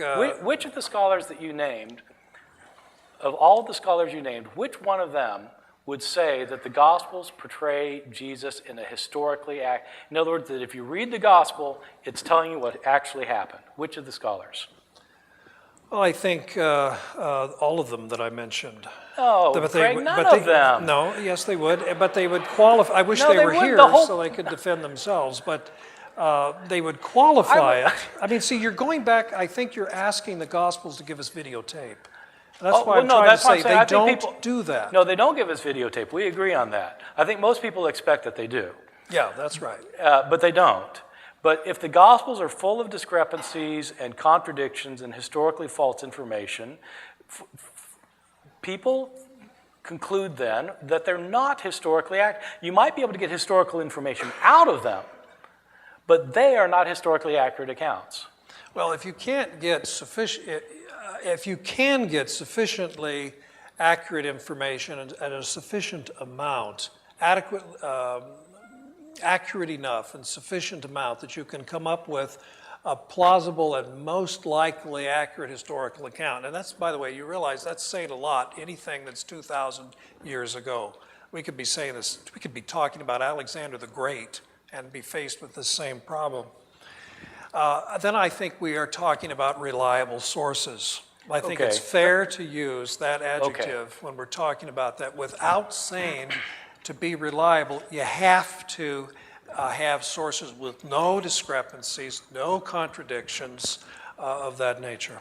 Okay, so the Gospel of Peter, outside of the New Testament, has King Herod, it has Pilate, it has Jesus get crucified, it has two robbers, it has an account of his death and his burial, setting the guard. Would you consider that all historically accurate information? A lot of it, yes. Okay, so do you think the Gospel of Peter is a historically reliable account of the life of Jesus? In a certain qualified sense, you could say yes. Oh, which is probably why a lot of people read it. But it contains a lot of other things that are at variance with the Gospels that are clearly I know, but nobody's going to argue like the talking cross, the angels that are miles high. Nobody's going to argue that the Gospel of Peter is historically accurate, are they? Well, they would. Well, it's derivative. It's, I think, a rewrite of the Gospel of Matthew. Yeah, largely. It's not historically accurate, but it has historical information in it. Sure. That's what the Gospels are. Well, I think we do have a little bit of a semantic difference on that. Okay, now you get to ask questions. Well, I guess I could ask, just sound you out on this. This is not kind of I'm trying to pin you down question, but is the task that are undertaken by many scholars like John Meyer at Notre Dame and others, is the quest, you might call it, for the historical Jesus one that's worth pursuing? Absolutely. And the reason you have to pursue it is precisely because the Gospels don't give us historically accurate portrayals. If they did, you wouldn't have a quest. All you would have to do is read Matthew and say, oh yeah, Jesus said this, Jesus said that. It says so right here. Jesus did this, yep, it says right here. That, and he did everything that's said in there. But the fact is you can't do that because everybody involved in the quest, except for fundamentalists and very conservative evangelicals, everybody else recognizes that the Gospels as they come to us are not historically accurate, and therefore you have to use very refined and rigorous historical methodology in order to figure out what in there is a historical nugget in the midst of all the contradictions and discrepancies. I would just challenge you on one point here, and think about that. Even if we had... we were convinced that Matthew is a videotape recording. The quest of the historical Jesus is still necessary because the context is lost. There are so many details that are not there. There are still very, very many loose ends. And just for example, in Matthew 11, you have the interesting story where messengers come from John the Baptist, who was an associate and mentor and predecessor of Jesus. John has been arrested by Herod Antipas. He's in prison. John evidently is discouraged. He sends messengers to Jesus, and they ask him the question, are you he who is to come, or should we look for somebody else? Now, most commentators say, that's an authentic passage, because why would anyone make up a story where Jesus is in danger of losing his endorsement from John the Baptist? So Jesus replies and says, well, go back and tell John what you see and hear, that the blind regain their sight, lepers are cleansed, the dead are raised, the poor have good news preached to them. And the question then is, well, was that a messianic exchange or not? Was it a messianic affirmation or not? There was a time when you and I were in PhD studies in the 70s, it was routine for critical scholars to say, well, no, it's not messianic. Jesus probably didn't have a messianic consciousness. Well, Matthew introduces the passage. Luke has it also in Luke 7, but it's Matthew, the evangelist, who introduces it this way. When John was in prison and heard about the works of the Messiah. So Matthew, the evangelist, understands it as having something to do with Messiah. A lot of people thought, as perhaps you might have then too, or I don't know, well, Matthew he's wrong. Jesus isn't messianic in his understanding. He just adds that from a post-Easter perspective. And then along comes a discovery at Qumran in one of the caves, Cave 4. And it turns out he's right. And the scroll has very similar language about what happens when the Messiah comes, whom heaven and earth will obey. The blind will regain their sight, people will be healed, dead will be raised up, and the poor have good news preached to them. Turns out Matthew was right. And this is part of it too. And so it might be a videotape, but we still don't quite understand the whole story. So I would contend that the academic work, the historical work is required all the time, because sometimes we really don't know quite what we're looking at. We know we don't quite have the whole story. And as we acquire more information through archaeology, through other literature that's published, sometimes these loose ends are tied together, and sometimes we find out we were flat out right wrong in a negative judgment that we had entertained at an earlier time. Thank you for that question. I'm just going to say I completely agree with you, and I would not argue that if Matthew were a videotape, then scholarship would no longer be necessary. I wouldn't argue that. Okay, yeah. Good. I forgot who's asking questions now. Am I? The answer is no one. You are, I think. Oh, okay. Let's move on to Bart. My turn. Okay, good. Right. Okay. So, in the Gospel of John, Jesus says a lot of I am sayings, very famous sayings. Before Abraham was, I am. I am the way, the truth, and the life. No one comes to the Father but by me. I am the bread of life. I am the light of the world, etc. These I am sayings. And at one point, of course, he says, the Father and I are one. So my question to you is, do you think the historical Jesus really said these things? I think most of these things were not uttered as we find them by the historical Jesus. So I suspect we don't have too much difference on John. My view is the Gospel of John is a horse of another color altogether. It's a different genre. John is often compared to the wisdom literature. It's like wisdom is personified. Chokmah, Lady Wisdom, or in Greek, Sophia. She wanders the streets, she calls out to people, she does things. Well, nobody would read that and think, oh, did you see Wisdom going down the street the other day? Nobody would think that as a literal person. What is mysterious to me about John is that once you say that and say, okay, perhaps we should interpret the I am statements as he is confessions, he is the light of the world, he is the way, truth, and the life. He is the bread of life. A confession of the Johannine community that likely generated that version of the gospel. About the time you think John is a gigantic parable, and then along comes a scholar who says, you know, it's loaded with historical details also. And so that's what makes John so tricky. There is a Society of Biblical Literature section devoted to John and the historical Jesus, chaired by a scholar named Paul Anderson. So that's probably more answer than you want, but I don't disagree with you too much on that point. No. I think John is studded with historical details. Yeah. Maybe you called them nuggets. That's not a bad way of describing John. Okay. But I think the synoptics are more than just some nuggets. Okay, so let me just add to pursue it then. I mean, John, I think both of us are agreeing that John is not historically accurate. It's theologically been probably the most important of the Gospels, I would say, historically, and people relish the theological.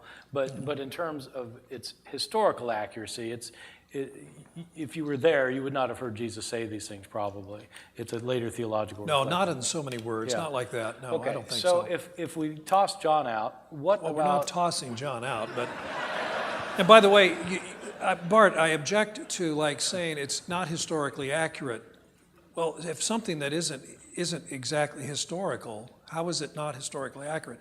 It'd be like saying, you mean the parable? The parable was a fiction that Jesus told? It's not an actual event? You mean it's not historically accurate? Right. Well, we would have to argue what John was intending to produce, whether he was That's exactly what the question is. And we have no access to his intentions. And that's and that's true for anything from antiquity, I suppose. Okay, so that's why we do exegesis. All right, so if we agree that John is not historically accurate, which one of the Gospels is?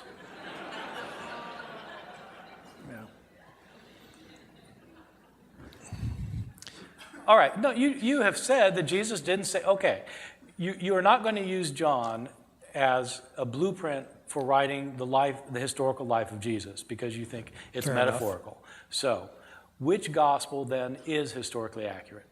I think as far as the synoptic gospels are concerned, I would say all three. They're all three accurate? Of course. But they have discrepancies. Yes. And accurate sources that cover the ground differently and selectively do. Now, if you were to ask me this, which of the three Gospels is in a strict chronological order, I would say neither one.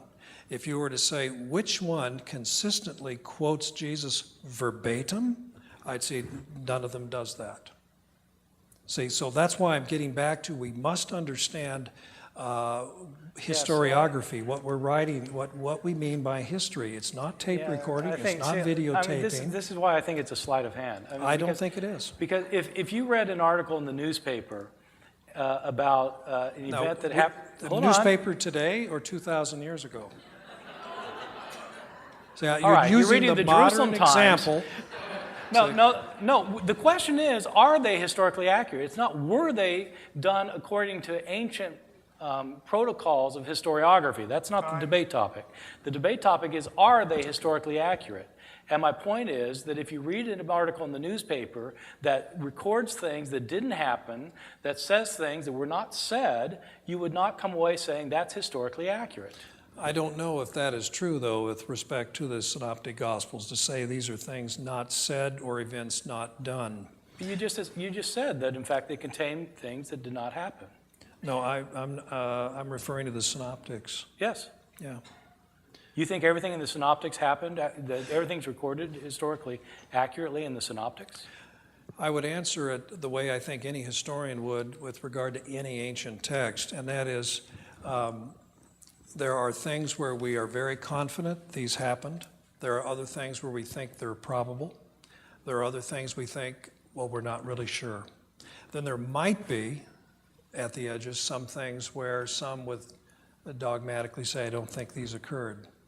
The trying to prove the negatives, those are the ones that make me uneasy. So for me, most of the synoptic tradition is authentic. The rest of it, there are parts of it, I'm not sure. And I leave it at that. So time means what? It's his turn to ask questions? Yeah, he gets to ask you questions. Okay. Well, Greg, in my own view, I mean, I don't think I have any particular questions for Bart. Part of it is just obviously we've been around and around this mulberry bush before. I'm quite content to go to questions from the audience now, if that's okay with you, Bart. I do have one more question. Well, then go ahead. I'm game. Okay. My question would be, do you agree with what's I would say probably the majority of scholars since Albert Schweitzer, that Jesus is best understood as some kind of Jewish apocalyptic prophet? Yes, but I'd have to hear your definition of apocalyptic, because I don't think Schweitzer understood what apocalyptic meant. And I'm not sure the Jesus Seminar has a clue what that means. No, they don't. Oh, well, okay. Yeah. Apocalyptic is a Greek word that basically means a revelation or something that's revelatory. It often gets tied in with North American modern ideas about the end of the world, which occurred, I guess, October 21st. So why are we here anyway? Yeah, no, but was Jesus proclaiming from a revelatory point of view, has a vision, understands the rule of God and things changing in his time? I think that was, yes, very much part of his proclamation, yes. Okay. As mentioned earlier, questions have been texted in for both Dr. Ehrman and Dr. Evans, and we will now move into a time of Q&A. First question is for Dr. Ehrman. The example of Jimmy Carter is hardly relevant. The disciples knew Jesus and lived with Jesus. How can that be compared with 4 students who knew nothing about Jimmy Carter? No, that's a great question. It's a great question.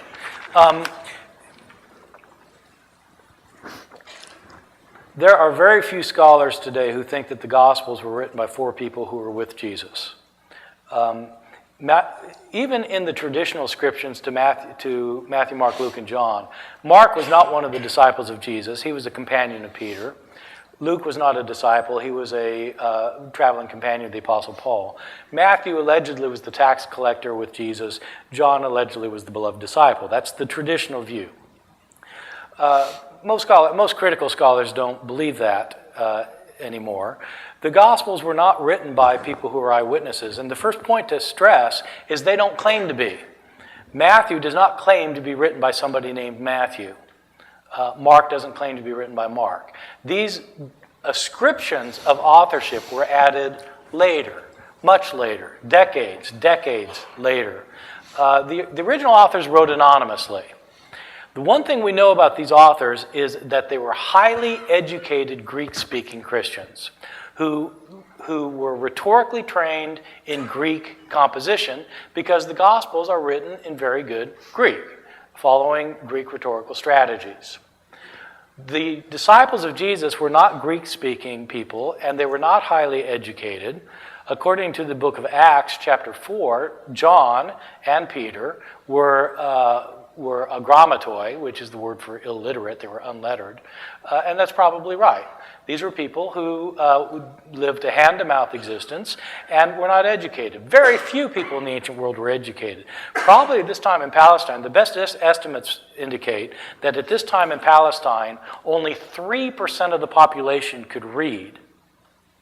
Far fewer people could actually write, and almost nobody, in fact, nobody that we know of, except for Josephus later, could write in Greek. So whoever wrote these books were later Christians living somewhere else who were not disciples of Jesus, and that's precisely why I chose the Jimmy Carter illustration, because the people who wrote these books would have been the people who would be like someone today writing about Jimmy Carter, having heard about him, not having lived with him.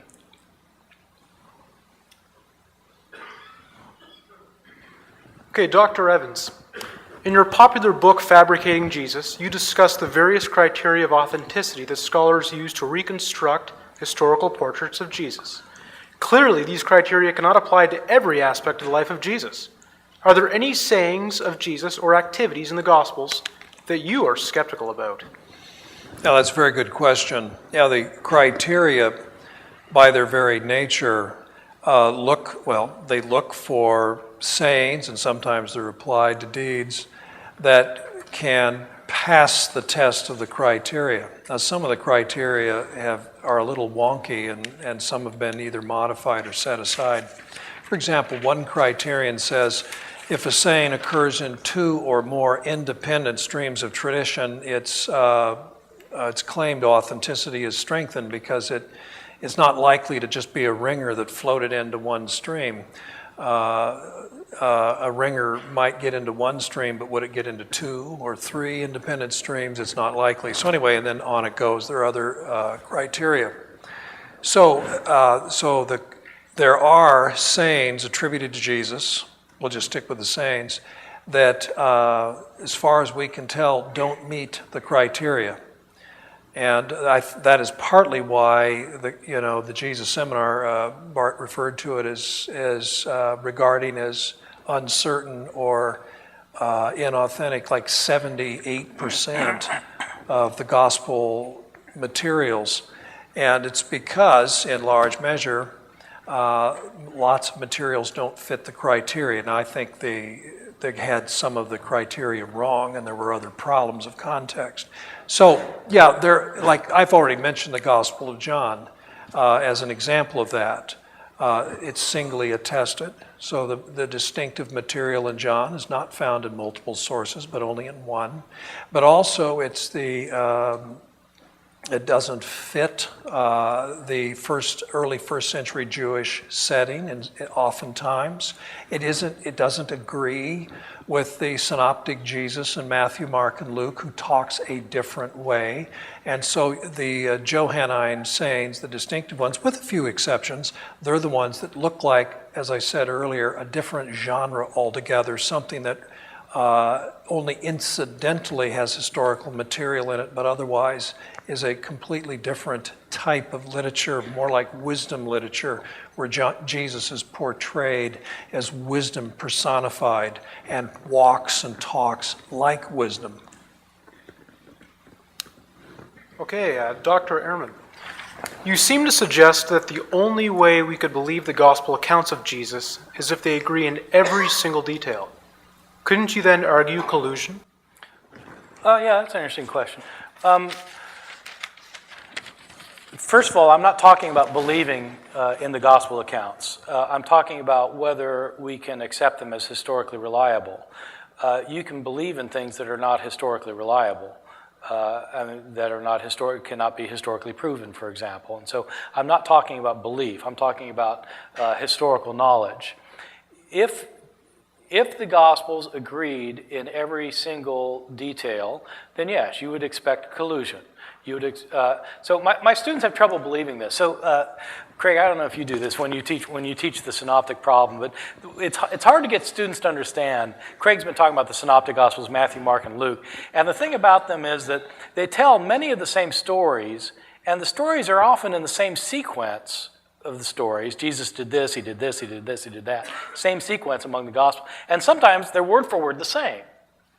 And so I have trouble sometimes getting my students to believe me when I tell them that if you've got three sources that give the same story in the same sequence, in the same words, somebody's copying somebody. And so my students don't believe that. So what I do is I have this little exercise where I come into the class period is meeting, and I come in class a little bit late, and I start fidgeting around. I put down my bag. I take out some papers. I throw them on the table. I take off my jacket. I put it back on. I mean, I start doing things. And everybody's looking at me wondering why I'm not teaching. Then I stop. I do this for a couple of minutes. I stop. I say, okay, now I want everybody to write down what you've seen me do. And so everybody in the class writes down what they've seen me do. And then I take 3 volunteers. Say, okay, we're going to compare these 3 and see if they have the same story in the same sequence in the same words. And I compare, and I say, anybody in here, tell me if you've got a sentence that's exactly like any of these sentences in any of these 3. And I read through the 3, and they're always completely different, even if they're talking about the same thing. And usually they're talking about different things. And so then I say, okay, what would you think if I picked up two of these papers and they had a paragraph that was exactly alike? I say, well, somebody copied from someone. Yeah, somebody copied from someone. I say, now, what would you think if I waited 30 or 40 years, and instead of asking you, I asked a cousin of a friend of somebody who once knew somebody in the class who was a friend of yours, and they got exactly the same thing, word for word. What would you think then? And some kid in the back row always cries out, it's a miracle. Okay, right. It's either a miracle or somebody's copying somebody. So that's absolutely right. If they're word for word the same, you'd expect collusion. But the thing is, you could have historically accurate accounts that are not word for word the same, that are different from one another, that are still accurate.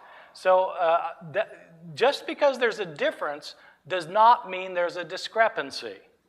You can have different accounts that are historically accurate without discrepancies. What I'm talking about are the discrepancies. Okay, Dr. Evans, to what degree are the historical writings in Matthew and Luke concerning the birth and early life of Jesus accepted among the scholars you had mentioned at the beginning of your talk? The early life of Jesus, well, let's just stay with the birth narratives, because the early life of Jesus is practically unreferenced, with the exception of what's called the finding at the temple when Jesus is 12. So otherwise, we're just talking about the infancy narratives. Of the 27 writings of the New Testament, only 2 refer to that. Of the 4 Gospels, it's only 2. And Professor Ehrman has referred to those, and there are discrepant. And that is, there are 11 features in common, at least as pointed out by the late Raymond Brown in his large study of this whole thing called The Birth of the Messiah. And so by the very nature of this material, the very nature of this whole issue, this is very, very difficult to come to terms with, because where's the public? See, when we're talking about the historical Jesus, what we're really talking about is the public Jesus who walks about in Galilee, who journeys south and ends up in Jericho and then Jerusalem during Passion Week, seen by lots of people, has his own inner following, his close followers, people he is teaching. None of that applies to the infancy narratives. And so there's the difficulty. I mean, and you start talking about the Immaculate Conception, who's there? You see what I mean? And I'm not trying to be cheeky about this. I'm just making a point. I mean, and Jesus is not famous. He's unknown, see, as a child. Whatever his mother may have treasured up in her heart, he's not known. And I mean, the evidence for that is seen in his adult ministry. He goes to Nazareth, the village in which he had been raised, and he's not treated with much respect. Who's this guy? I mean, his family lives here. We know his brothers and sisters. We know his mother. Where's he? He thinks he's a big shot. I mean, I'm paraphrasing. But that's Mark 6, you see. And so you look at that and you think, and so because of that, you have this very weakly attested tradition. But what does Raymond Brown say in his 700-page study, the whole thing? The infancy narratives do seem to be independent of one another. There doesn't seem to be collusion between Matthew and Luke. So, and it's very much like Professor Ehrman's example with his students. They're writing these accounts, they're looking at things, and they're writing these accounts, and then they're not identical. There's no evidence of collusion, and yet you have 11. Now, don't ask me what those 11 are. I'll have to do my Rick Perry imitation and go, well, 1, 2, gee, I can't remember. But in any case,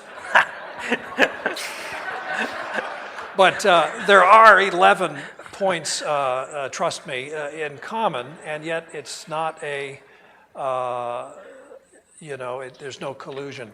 So when I go to the infancy narrative as a historian, I say, I don't know what's going on here. There's very, very little to establish here from a historical point of view. And so there it is, it's just, whoops, I don't know. And I think that's a prudent view. Now, if you want to say, oh, well, it's just all been made up, you have the freedom to do that, but you might not be treating the sources fairly at that point. Okay. Dr. Ehrman, if the Gospels are not historically reliable documents, what do you think the Gospels are reliable for, if anything? Why do you study them? Yeah, good question. I get asked this a lot. I would argue the Gospels are the most important pieces of literature written in the history of Western civilization. There are, as Greg pointed out at the beginning, there are 2 billion people in the world who consider themselves Christian, who ultimately rely on the Gospels on one level or another for what they believe. But the Gospels are important for all the other billions of people too, at least the ones in the Western world. The most significant institution in the history of the West is the Christian Church, not just religiously and theologically, but politically, culturally, socially, economically. The Christian Church has dominated the history of the West. And at the heart of at the foundation of the Christian Church is the New Testament. And at the heart of the New Testament are the Gospels. These are the most important books that have been written in our form of civilization. So who wouldn't want to read them? Why wouldn't you want to know about them and what they really are? I study them not for religious reasons, but for historical and cultural reasons, because I think they are as important as it gets. I've got, my wife was mentioned, who's a medievalist who teaches at Duke, and she's an expert on medieval English. So she teaches a class on Chaucer. Well, Chaucer is extremely important. She doesn't teach Chaucer because she believes in Chaucer. She teaches Chaucer because it's important to English literature. Well, if Chaucer's important, how important are Matthew, Mark, Luke, and John? So they're incredibly important, whether you happen to believe in them or not. Okay. Dr. Evans, if we are to read the Gospels without our modern-day historical perspective of chronology and critical thinking, how do we read them? Yeah, very good question. Well, we should, I think, read them the way they intended to be read. And that's why comparing them to the way other biographies and historical accounts in antiquity were written, if you investigate the subject, you discover that the ancients didn't all agree on how history should be done. That's an interesting discussion in itself. Some talk about chronology, some say it's not important, the approach should be topical. Some think you should focus on just the great events. Others think you should focus on great men, and so forth. So it's a very interesting discussion, and beginning with Herodotus and Thucydides, 5th century BC Greek historians, really the inventors of the whole concept of historiography, as far as we know. And then there were some great historians in the later classical era, Greek and Roman alike. And so I think that's why I keep saying we need to study the Gospels in that setting. I found it very enlightening 25 years ago when the Crei, particularly, how you take the teachings of a great teacher, a great person, a great figure, a great philosopher, how you then conserve and transmit those teachings. And it Classical historians and students knew about this material much longer, but it was, as I recall, in the early to middle 80s that it took the New Testament discipline by storm, and people realized, oh, look at that, it really does apply to the Synoptic Gospels. And then, of course, that's when we began to think maybe we've misunderstood Papias, the early 2nd century church father whose work is lost to us, but we have some fragments, some quotations, where he actually uses the word creai in reference to Mark. And so that's why I say you've got to study the writings in their time and understand what they were trying to do then, and not judge them harshly by saying, well, they don't supply the information we want, or they don't do the history the way we think it ought to be done now. By the way we think history ought to be done now might be considered very strange 100 years from now. And so historical theory, not every generation sees it the same way. And so that's why I stress that. And there's a lot of room for growth and learning and knowledge if you go back and say, let's put them in their original context.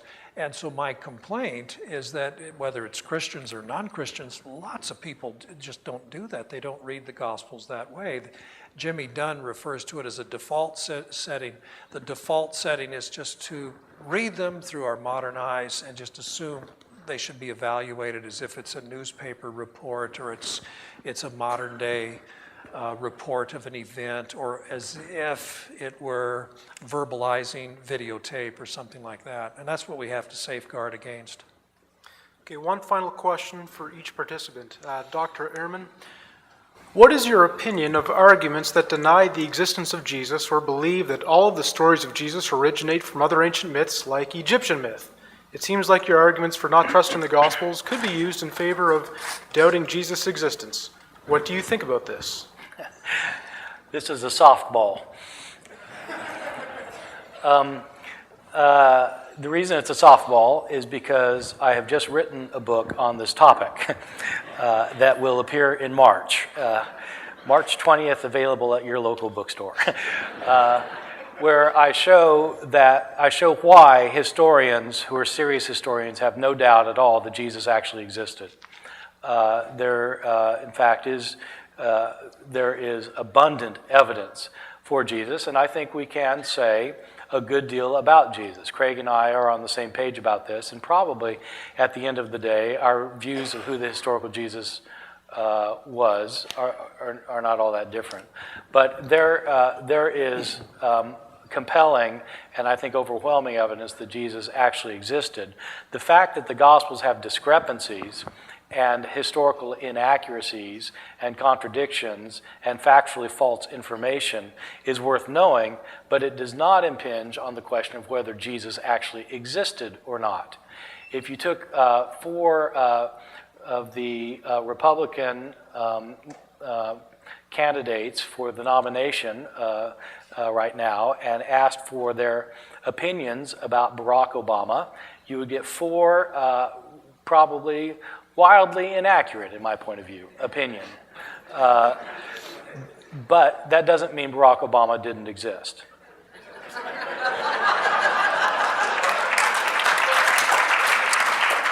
Okay. Dr. Evans, your final question. The Gospel of John seems to present a different Jesus than Matthew, Mark, and Luke. Do you think John presents a reliable portrait of Jesus? And should we trust that those long speeches in John actually originate from Jesus? Well, let me elaborate on the answer I gave earlier because I have already answered that, but let me restate. On a historical level, let us suppose we could go back into time with a camera team and audio and video record the historical Jesus, and we followed him about throughout his ministry. I would be very surprised if we caught him uttering, I am this and I am that, in one of these big, long speeches that we find in John. Okay, so this, I'm just taking a different tack, but I'm saying the same thing I said before. This aspect of the Gospel of John I would not put in the category of historical. It's a genre question. The real question then would be, do these, from a theological point of view, reflect an accurate theological understanding of Jesus' person, his accomplishment, what he's achieved, what he brings to his believers. Is he the light of the world? Is he, the way, the truth, and the life? Is he the bread of life? See? And that's what Christians can affirm. Now, this difference of the portrait of Jesus in John compared to the synoptics, this was not lost on the early church.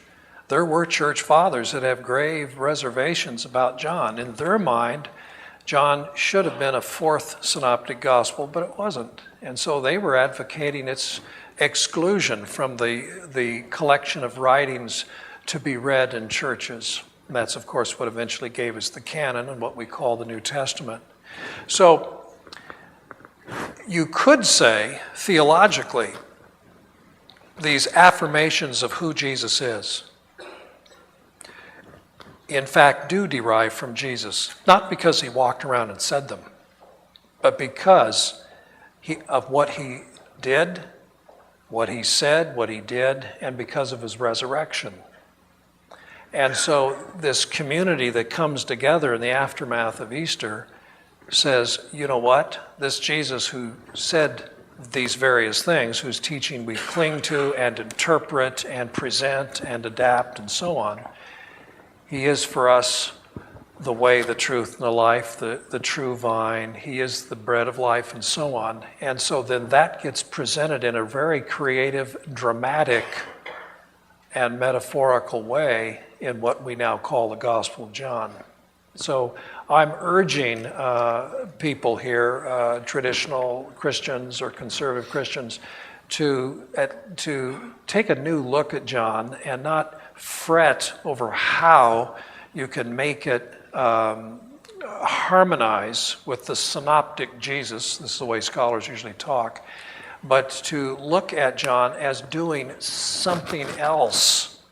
It's not a fourth synoptic gospel, but it really is a different genre and has a different purpose and is going about the task in a very different way. Okay. We will have closing statements, and both Dr. Evans and Ehrman will have 5 minutes. We will start with Dr. Evans, and when he's finished, Dr. Ehrman, you can come up and give your closing statement. Well, I do acknowledge there might be a semantic difference and a point of emphasis, but I stand by what I have maintained this evening, that the Gospels are indeed reliable sources for the historical Jesus, and if that was not so, we would not be in a position to talk about what Jesus said, and there's much that we can say about what he said. We would not be in a position to say this is his message, or this was his mission, or these are the kinds of things that he did, or this is the way he impacted his contemporaries. We can say a great deal about what people believed in him, what they believed about him. We can say a lot of things about his followers. We can say also a lot of things about his antagonists and why it was they resisted him, disagreed with him, were violently opposed to him. We can say a lot about the final week, the Passion Week, and why the controversies that Jesus engaged in with the temple authorities, and why it was that he was arrested, interrogated, and eventually handed over to a Roman governor who condemned him to the cross. There is much that we can say. We wish we could say more. We wish the Gospels provided us with greater detail. We wish that, they just simply, you might say, glossed the story a little more and explained it more. It would make it much easier for us. But given the fact that this is a person who ministered in Galilee, I wouldn't go so far as to call it a backwater, but it is Galilee. And his ministry was mostly focused on villages. He didn't go to Sepphoris, as far as we know. He didn't go to Tiberias. He didn't go to Caesarea Maritima. He didn't go to the big cities in or around Galilee. The only big city he went to, as far as we know, is Jerusalem. So here is this Galilean Jew who goes village to village and has a ragtag handful of disciples, and it grows to maybe a few hundred. Disciples who were not philosophy giants or literary giants, and yet why would he create any wake at all? He's such a seemingly so small pebble in the great Roman Empire, where the giants are somebody like Caesar Augustus. So who is Jesus? And so here he is, and you might look back and think, we shouldn't know anything about this fellow.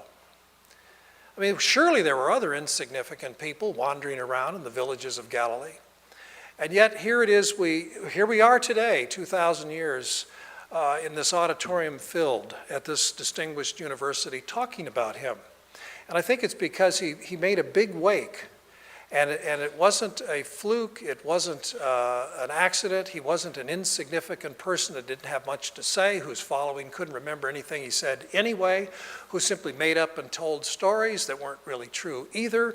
And then we have 4 discrepant accounts, and the world has changed. I don't find that a plausible explanation. I find more plausible that he did do significant things and say significant things, and his followers told the stories accurately. There was a collective memory. There was an eyewitness core and tradition, and the Gospels faithfully reflected, even if we can't tie together all the loose ends, and even if there are the discrepancies. And that, I suggest to you, is a better explanation for what happened in the next 2,000 years and why we're here tonight. Thank you.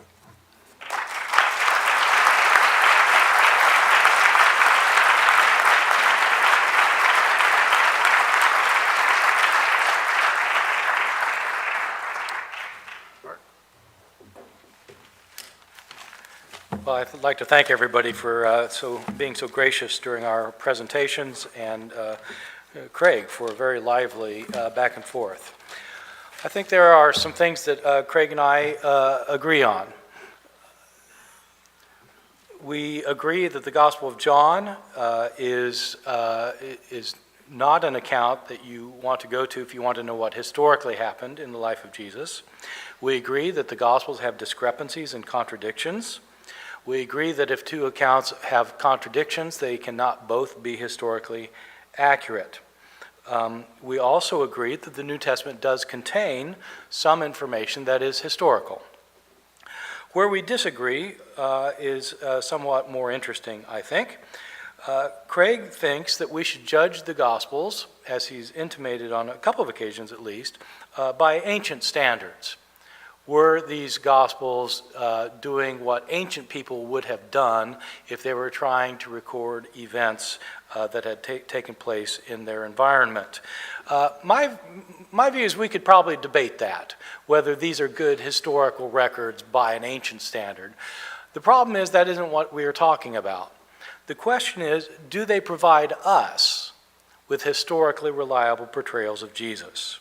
Do they provide us with historically reliable portrayals of Jesus? Craig answers yes. He thinks they do, and I heartily disagree.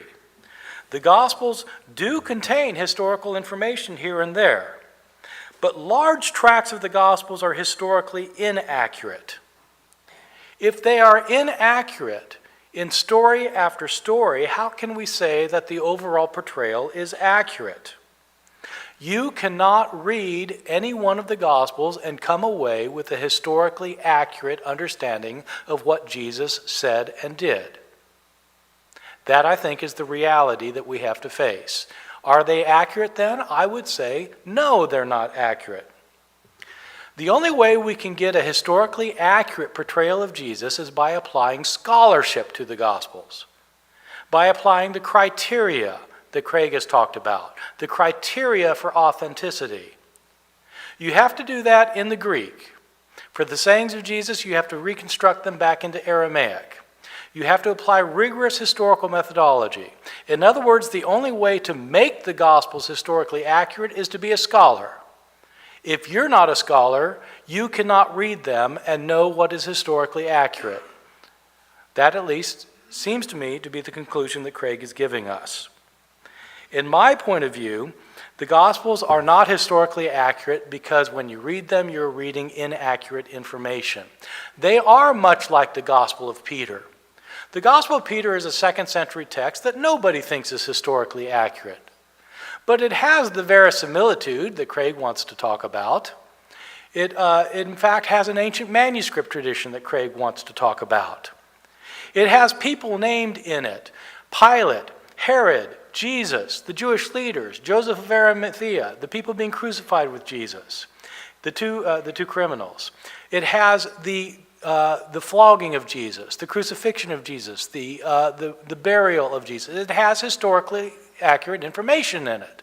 Would anybody want to say that it's a historically accurate portrayal of Jesus? No, nobody would. Because if you read it, you'll read about Jesus who comes out of his tomb as a giant taller than a mountain and a cross walking behind him, speaking to heaven, a walking, talking cross. Is this a historically accurate portrayal? No, nobody thinks it is. But it has historically accurate information. Well, the Gospels of the New Testament are like that. They have nuggets in them that are historically accurate, but the portrayals in them are not accurate. There are lots of discrepancies in the Gospels, and they really matter. There are discrepancies about how Jesus was born, about how he lived, about how he died, and how he got raised from the dead. If the Gospels can't agree on the basics, how can we accept them as reliable? The New Testament Gospels may be great books of literary and religious significance, but they're not historically reliable. Let me end where Craig began. Craig started naming scholars who supported his particular point of view, and I pointed out that, in fact, none of these scholars sees the Gospels as historically accurate. So far as I know, there is no scholar teaching in any major research university in North America who would say that, taken as they're presented to us, that the Gospels are historically accurate. Everybody would agree that this or that piece of information might be historically accurate, but read as a whole, they're inaccurate up and down the line. This is the view of every scholar that I know about in North America. The Gospels are valuable to Christians for religious reasons, but they are not historically accurate portrayals of Jesus. Thank you very much.